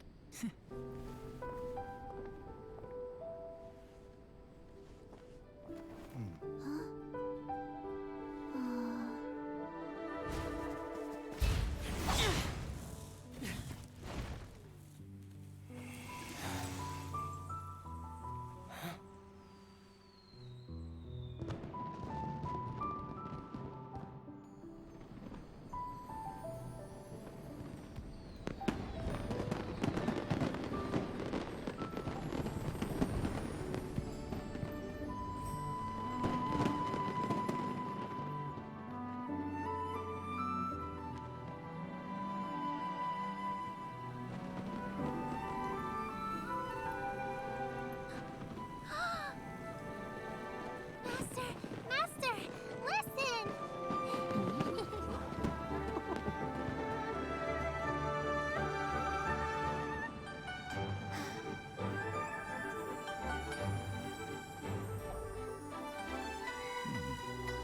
May the year ahead be a blessed one.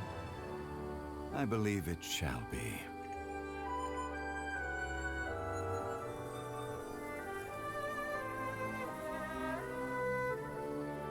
Master, the Xiao Lanterns, Ha! Elementary. One shall fashion for you a Xiao Lantern the likes of which the world has never seen. And you must take it to Liyue Harbor to display its magnificence for all.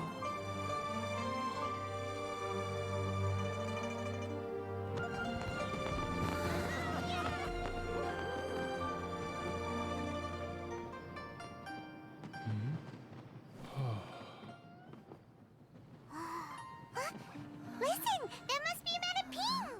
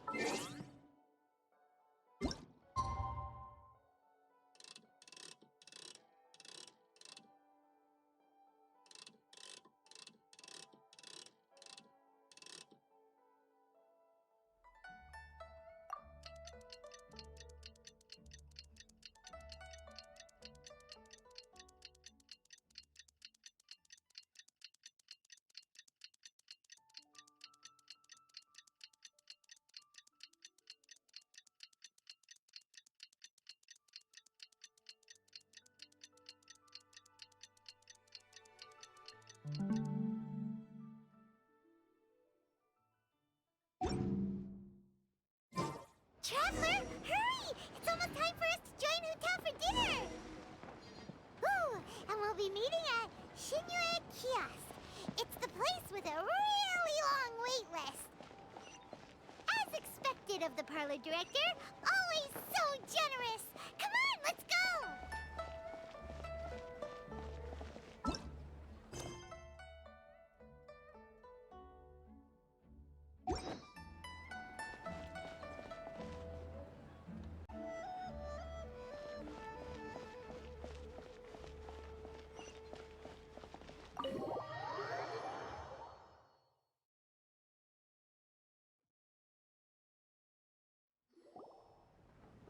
Oh, so that's how it is. Thanks for the suggestions, Mr. Zhongli. I have them all noted down. I've long heard that your knowledge encompasses all things old and new, Mr. Zhongli, but I never knew that you were well versed in the art of cooking, too. It is truly an honor to make your acquaintance. No need for formalities. I too feel humbled to be in the company of such talented young people. There are many things I could learn from you. Oh, you flatter us. If it's possible, may I trouble you to provide a few words of guidance for my practices in exorcism? Exorcism? I can't say I'm an expert in the field, but if you don't mind, we could start by discussing... Whoa, there's so many people here. All we knew was that Hu Tao invited Zhongli over. Paimon never thought we'd be meeting so many old friends. Happy Lantern Rite, everyone! Likewise. Please take a seat.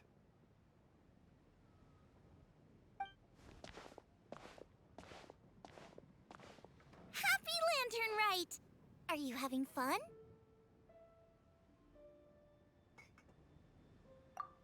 Me too. I've seen Xinyan perform before, but this is the first time I've watched something like this. I heard that the audience loved it too, and she's been receiving quite a lot of performance invitations lately. She's more busy than ever, and Yoonjin's gonna help her. Yep, and they asked us to pass on their season's greetings to everyone. They hope we'll have a wonderful gathering. The performance was spectacular indeed. However, it gave Xiangling a huge burst of inspiration, which in turn gave us a bit of a headache. Us? Did Xiangling ask you to try out her dishes too? That, my friend, is beside the point. Watching you eat was enough for me. Come to think of it, I probably shouldn't have burdened Chongyun with eating my share too. Hold on, Xiangling came up with a new recipe? Let Paimon try! See? Someone here knows how to encourage people. Thanks, Paimon. Oh, and I have to thank Mr. Zhongli, too. He gave me lots of useful pointers that really drove it home for me. Oh, so that's what you were talking about before we arrived. Yes. Since we'll be dining together, the topic of our conversation naturally revolved around cooking. Xiangling's ideas are truly unconventional. Her choices in both ingredients and spices are comparable to a melody dancing on the tongue. My suggestions were nothing more than the icing on the cake. Oh, the two of you always deliver. Now I'm getting embarrassed. Anyway, I'll get everyone to have a taste after I've adjusted the recipe based on Mr. Zhongli's advice. That sounds like it might become a little safer to eat. How about I sample the dishes next time? Speaking of eating, Paimon feels like we're missing someone. Oh, Huta was the one who invited us, but she's not here. And where's Guoba? Oh, Guoba volunteered to help Dad at the restaurant. You know, lots of people come over to eat during Lantern Rite. Without Guoba helping out, I probably wouldn't have had the time to accept Hu Tao's invitation. As for Hu Tao... The director went to collect a guest. She asked me to stay here and host you for the time being. Seems like it's almost time. Huh? Hu Tao went to fetch someone in person? Oh, that must mean they are super important. Could it be... Kuching? Ningguang? Or Captain Beto? She didn't clarify. And as her subordinate, I couldn't just pry into the details, could I? Ta-da! We're here! Oh, we're late to the party, right? Right? Good thing the Conqueror of Demons and I are both as swift as the wind. And whoosh, we made it just in time.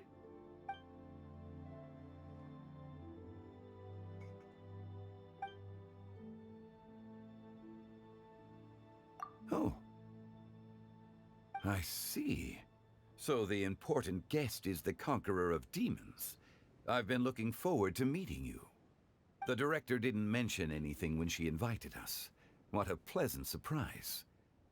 Gathered here with us tonight are not only young and accomplished individuals, but also the protector of Leo's peace, Adeptus Alatus.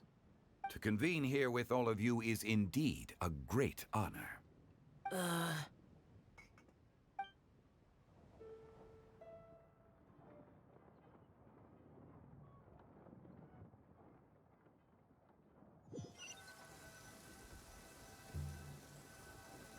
It's almost Latern, right?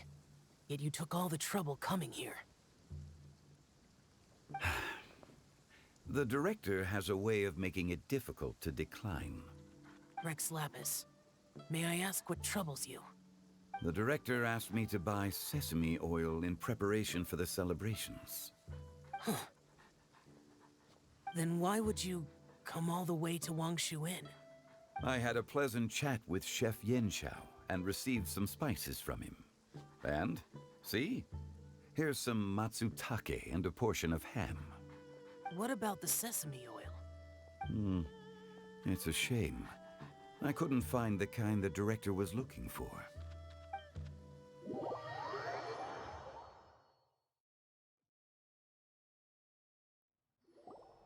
I'm sure you're exaggerating, Zhang... Sir.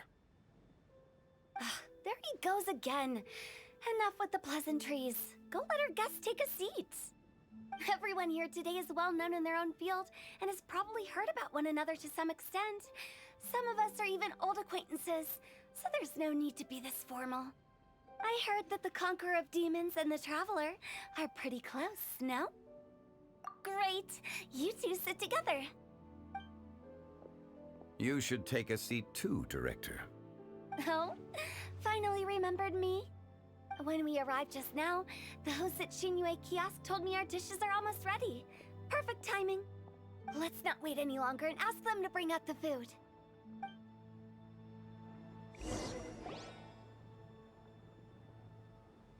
Paimon would have never guessed the person who Tao went to fetch was Xiao. Oh, that's also the first I've heard of the Traveler and Paimon being friends with the Conqueror of Demons. You know Xiao Chu? Knowing is a bit of an overstatement. I've always looked up to him. You might not know this, Paimon, but we exorcists have worked in close collaboration with the Conqueror of Demons for many generations, dispelling evil together, both in the open and from the shadows. Hard to imagine that thanks to Hu Tao, I've finally gotten the chance to meet him. Conqueror of Demons, I'm honored to make your acquaintance. Likewise. It is a great honor indeed to have a chance to meet the legendary Conqueror of Demons. Changyun has brought that name up quite a few times in the past. I remember you mentioning wanting him to understand the importance of exorcists. Ahem. We know each other too. He helped try my dishes during the Masterful Chef's cook-off. I didn't think we'd have the chance to meet again. Happy Latern, Rite. No anecdote, however, compares to meeting you in person. I'm Xingqiu, Shangling and Changyun's friend. The pleasure is all mine. Whoa. Everyone's getting all formal and polite all of a sudden. Paimon doesn't know what she should say anymore. Adeptus Xiao, mighty conqueror of demons. Please accept Paimon's greetings too. Belated Happy Latern, Rite. Paimon tried very hard to look for a fancy word, okay? Don't be too harsh on Paimon! There's no need to be so polite. You're right. This was meant to be a nice little get-together between friends after all. Too much formality kills the atmosphere. I didn't plan this gathering only for everyone to walk on eggshells. Hiya. What's your true intention, then? A little get-together between friends, sipping the finest tea and watching lanterns float into the sky, bidding farewell to the past and embracing the present with joy. And that is something our consultant would say. I think it deserves a standing ovation. Indeed. Exceptional acting skills, Director. As for me, I'm just here to have fun and treat everyone to something good.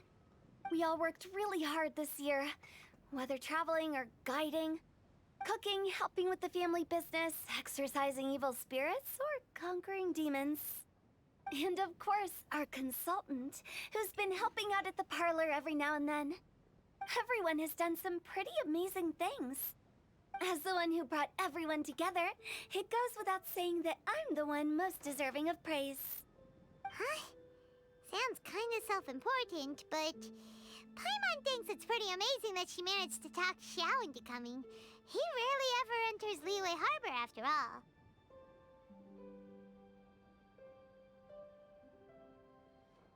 It wasn't as complicated as you think.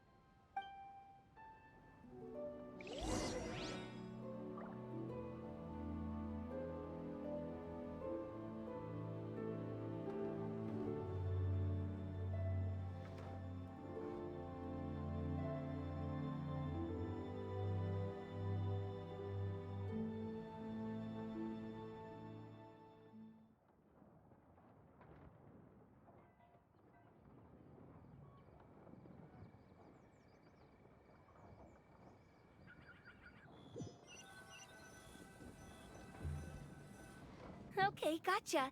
Thanks, boss lady. It's not boss lady, just boss. And there she goes. What a lively girl. Conqueror of demons, Adeptus Xiao. Guardian of Wangshu Inn, hero of Dihua Marsh. I know you're there. Quiet. Do not disturb the peace. Sorry, but you wouldn't show up if I didn't yell your name, would you? I know you. You're the 77th director of Wangsheng Funeral Parlor. Is there something you need?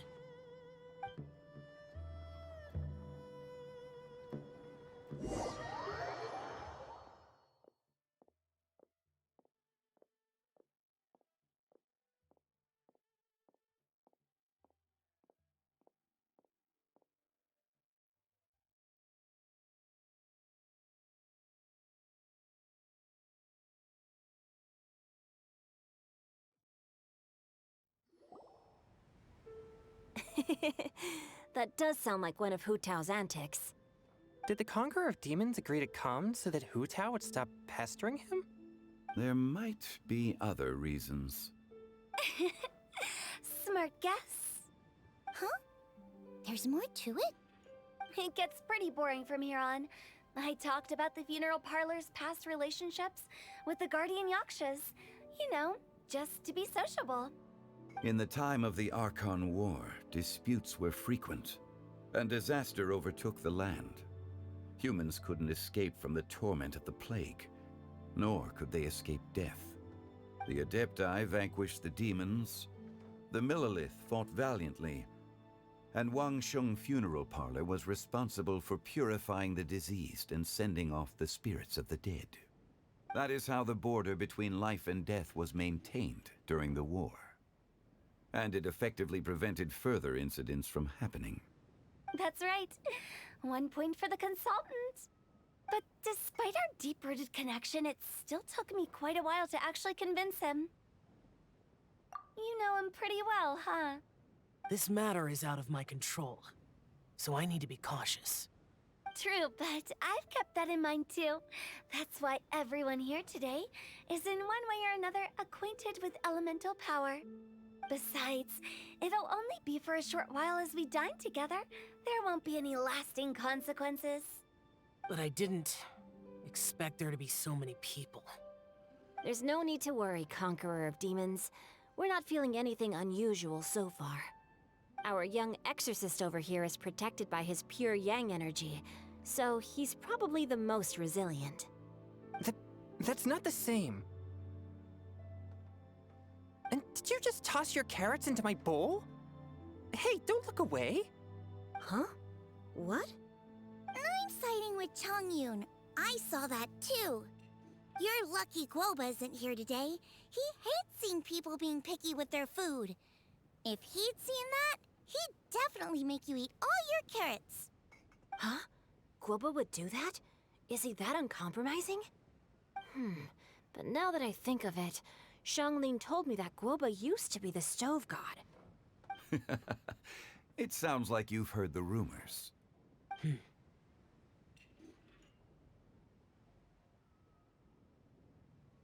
I'm doing fine. Not long ago, before Latern Rite, I met an old friend. Thanks to his help, things have been a lot more stable than before. Right! Wait, what?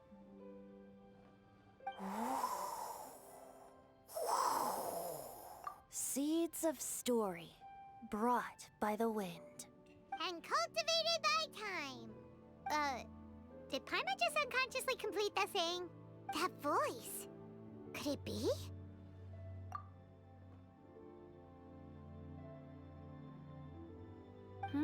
If I'm not mistaken, there's someone knocking at the door. Don't just sit there, Zhongli. Go welcome our guest in. No such need. I'm coming in.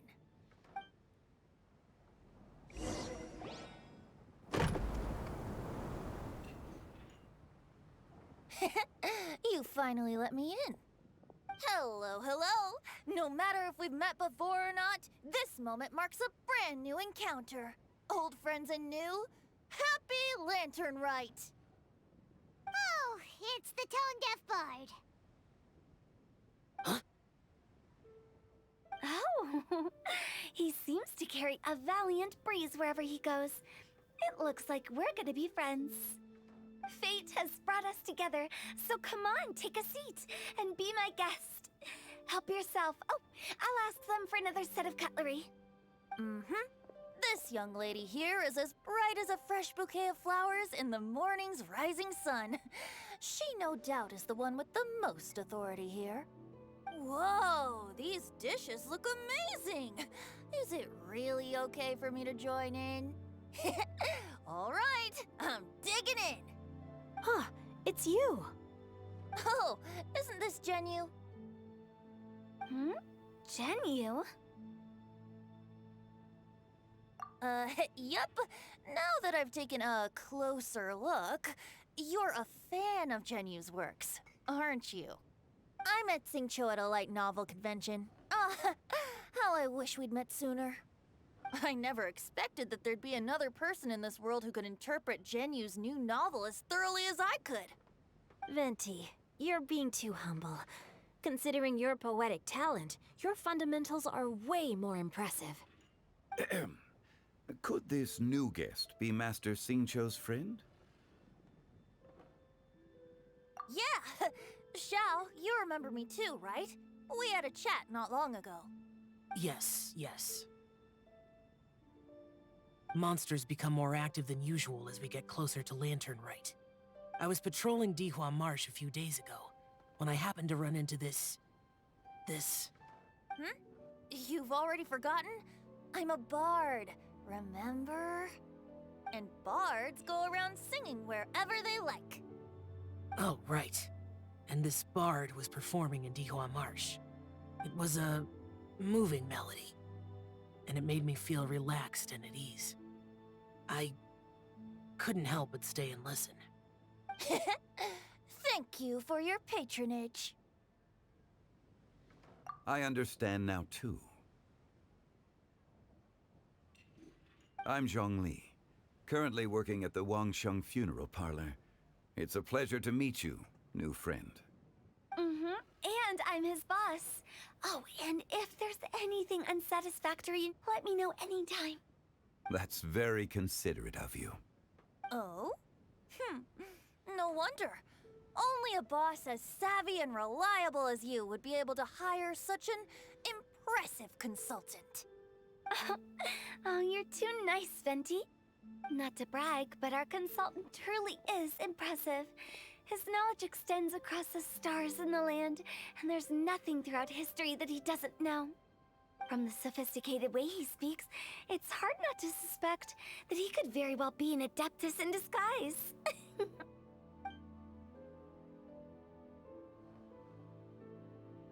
Shao, you're an adeptus. Do you think it might be possible? Sorry. I'm only good at conquering demons. I'm afraid I don't have much knowledge in that matter. Really? But Paimon thinks you're super knowledgeable. Huh? Oh! Right! Xiao's a warrior.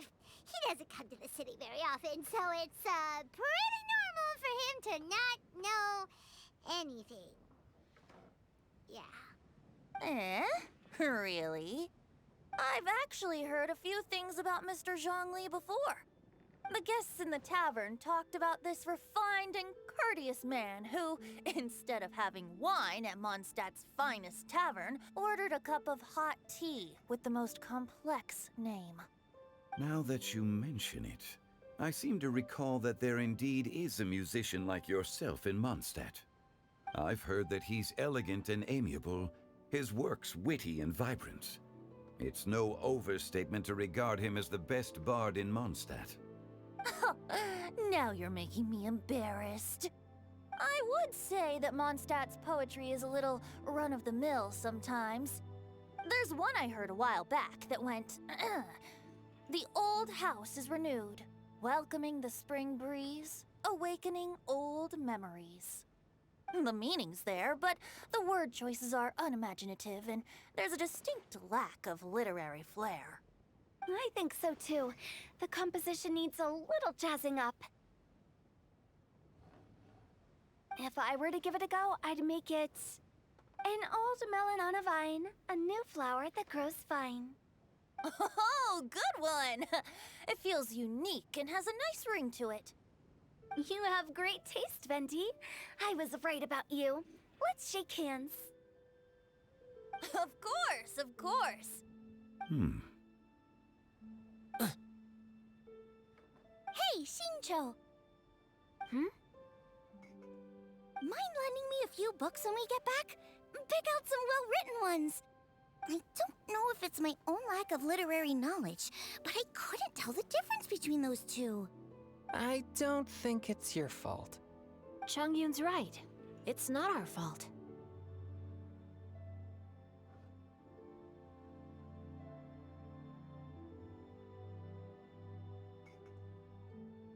Oh, you have a point. But speaking of, why is the tone-deaf bard here? Are you here to take part in Latern Rite too? I heard that Liyue will be hosting a Latern Rite music festival this year. As a musician myself, how could I possibly resist the temptation to come take a look? Or listen. Getting to know other musical styles is essential to sparking inspiration, don't you think?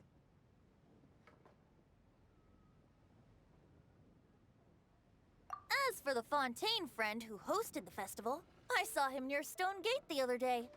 The Iridescence tour has finally been held successfully for once, so I had to congratulate him. Don't think anything of it. By the way, I was watching as you entered Shinyue Kiosk, but no one seemed to notice me. Should I say that it's because I'm an expert in hiding, or that a certain someone deliberately ignored the sound of the wind? Whenever Latern Rite comes around, Liyue Harbor becomes bustling with activity. People are all busy watching the lanterns and strolling around the shops, and they might just go travel somewhere on a whim. It is rather difficult to predict another's whereabouts. The festival is in full swing and proceeding smoothly, and we're all gathered here with friends, new and old. This is no doubt a wonderful occasion worth celebrating. To come together with all of you at the beginning of the year, one can't help but be filled with joy. In a moment like this, I propose we raise a glass together. In my case, tea in lieu of wine. Very well said, Mr. Zhongli. That was exactly what I wanted to say. Now I'm getting a little self-conscious. I didn't cause you too much trouble barging in like that, did I? We usually drink wine during occasions like this over in Mondstadt, but since Mr. Zhongli insists on drinking tea, I'll give a toast with tea too. Everyone, thanks for the treat. You're welcome. As the host of this gathering, I hope everyone enjoys the food and drinks. May this year be better than the last. Considering that everyone may have other matters to attend to later, sticking to tea seems like a good idea. All of a sudden, they started proposing toasts. Should we? What's with the urgency?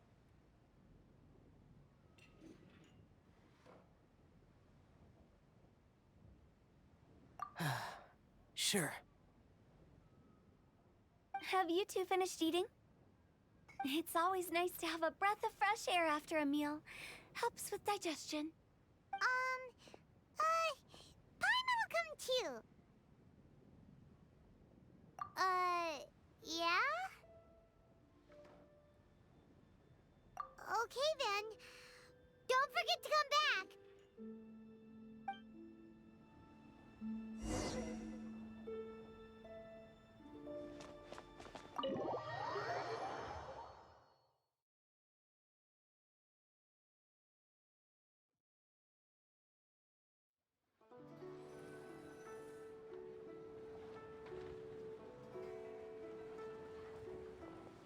Are you all right?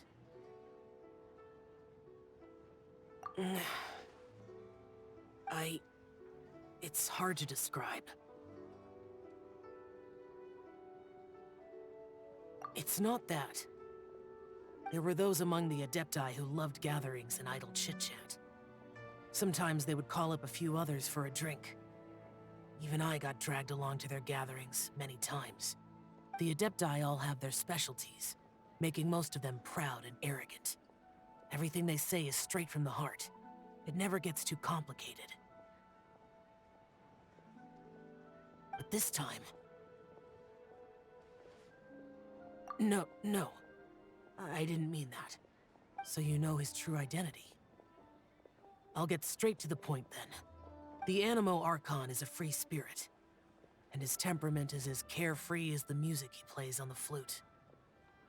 It's easy for a god like him to live in harmony with humans, and that's something I might never be able to do.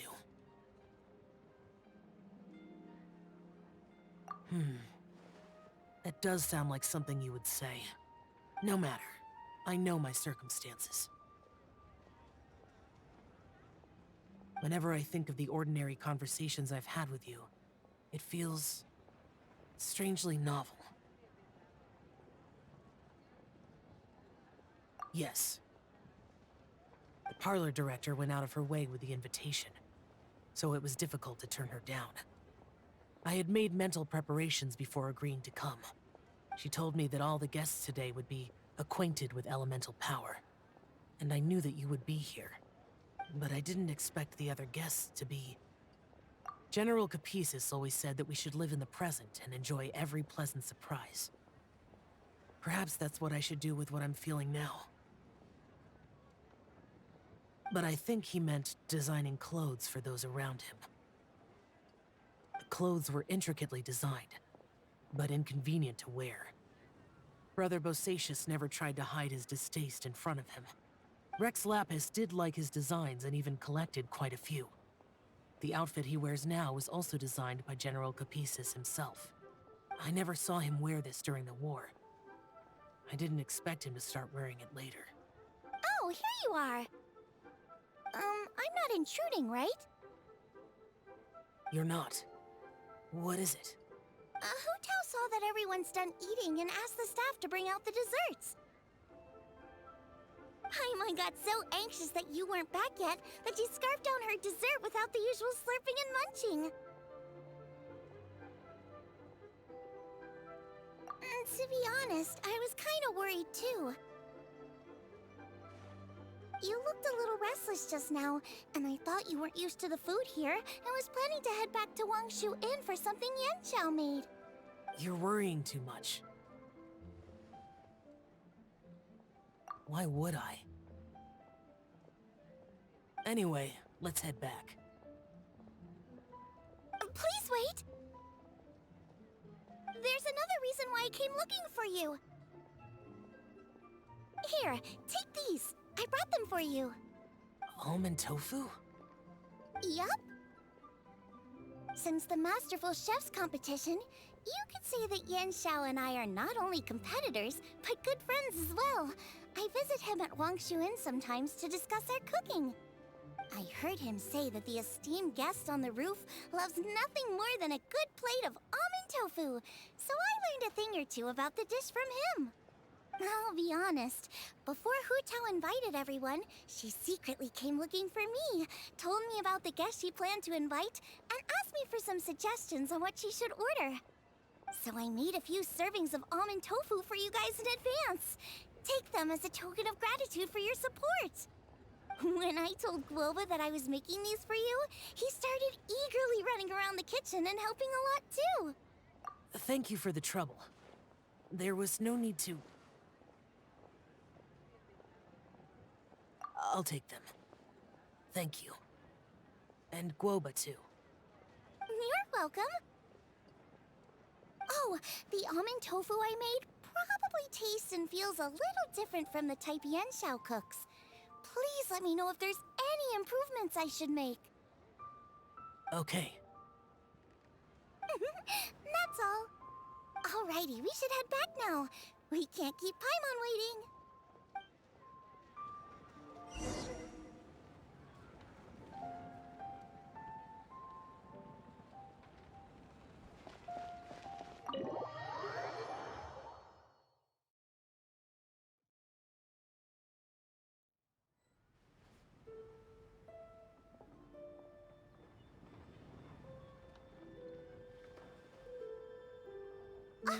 You're finally done whispering secrets to each other? So much for promising Paimon you'll be back soon.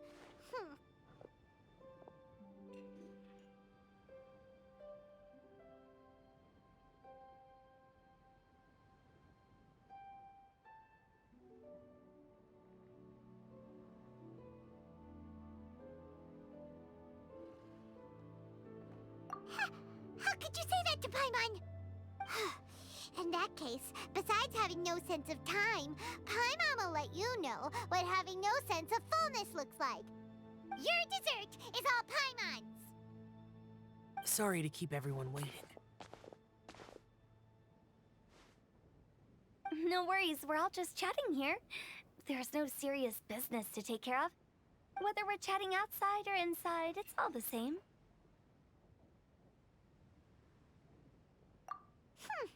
Paimon's too busy eating to talk to you.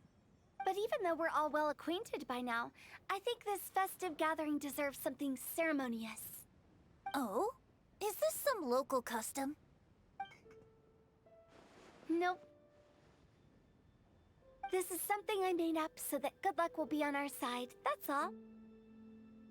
Spontaneity is the best choice to make here.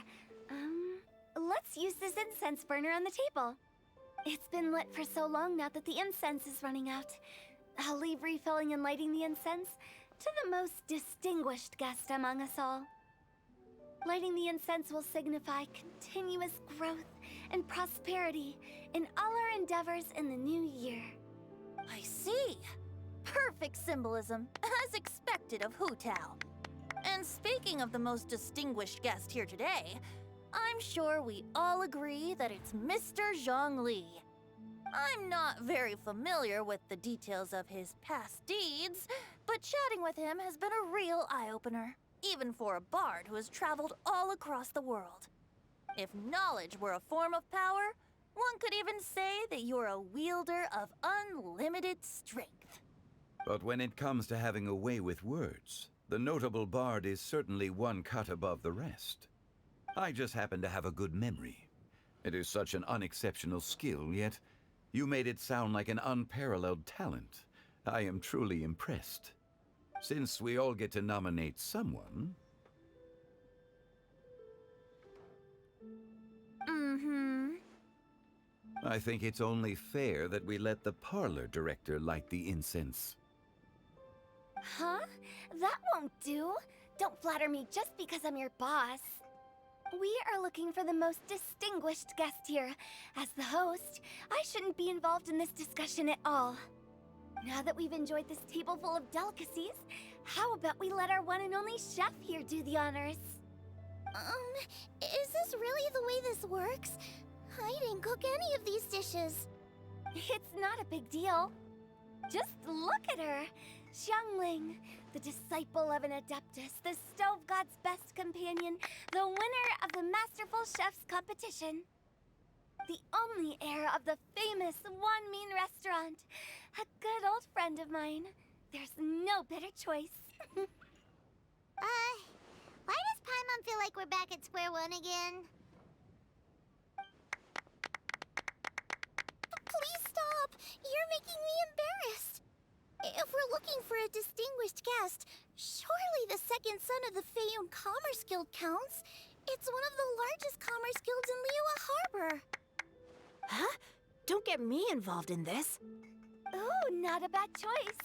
With the Commerce Guild's young master lighting the incense, we're all sure to make a huge sum of mora in the new year. That's not how it works. Making a fortune is indeed a fine wish, but it's of lesser importance than good health and happiness. Which means we should choose Chongyun, the skilled exorcist who keeps everyone's home safe from evil spirits. Huh? Now you're nominating me? I can't be the one when we have the Conqueror of Demons right here. Adeptus Xiao has the most seniority among everyone here today. We should... I refuse. I am most certainly not the most distinguished guest here.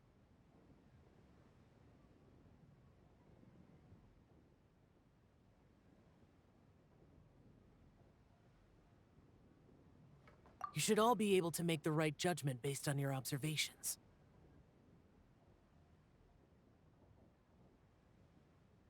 One person here is well acquainted with everyone else.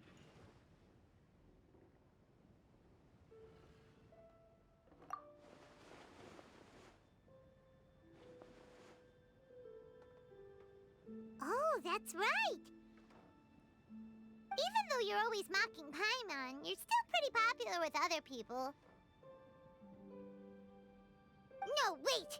Paimon said she wouldn't talk to you again. Huh? Who else is there? Huh? Huh? Does that mean Paimon's the most distinguished guest? Oh, well, that was unexpected! I agree. Paimon's just the one we need. Without a friend constantly by your side, a long journey would become dreadfully lonesome.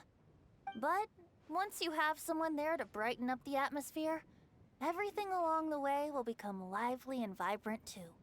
Ah.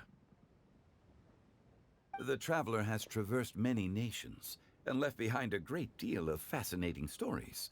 But without Paimon, they would have become quite monotonous. Paimon plays an indispensable role in making your journey a happy and smooth one. You guys, Paimon's not used to being praised like that. Those were genuine compliments, right? Thank you. You made Paimon wait for a long time, but Paimon's not mad anymore. Don't take everything to heart, Paimon. Friends tease each other all the time. That is indeed true.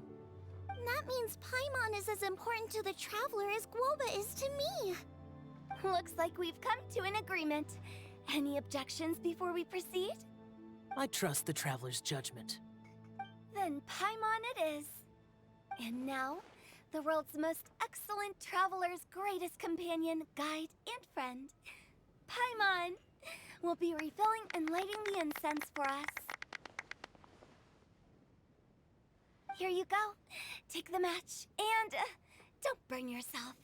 But if things go really wrong, here's the 2-for-1 coupon.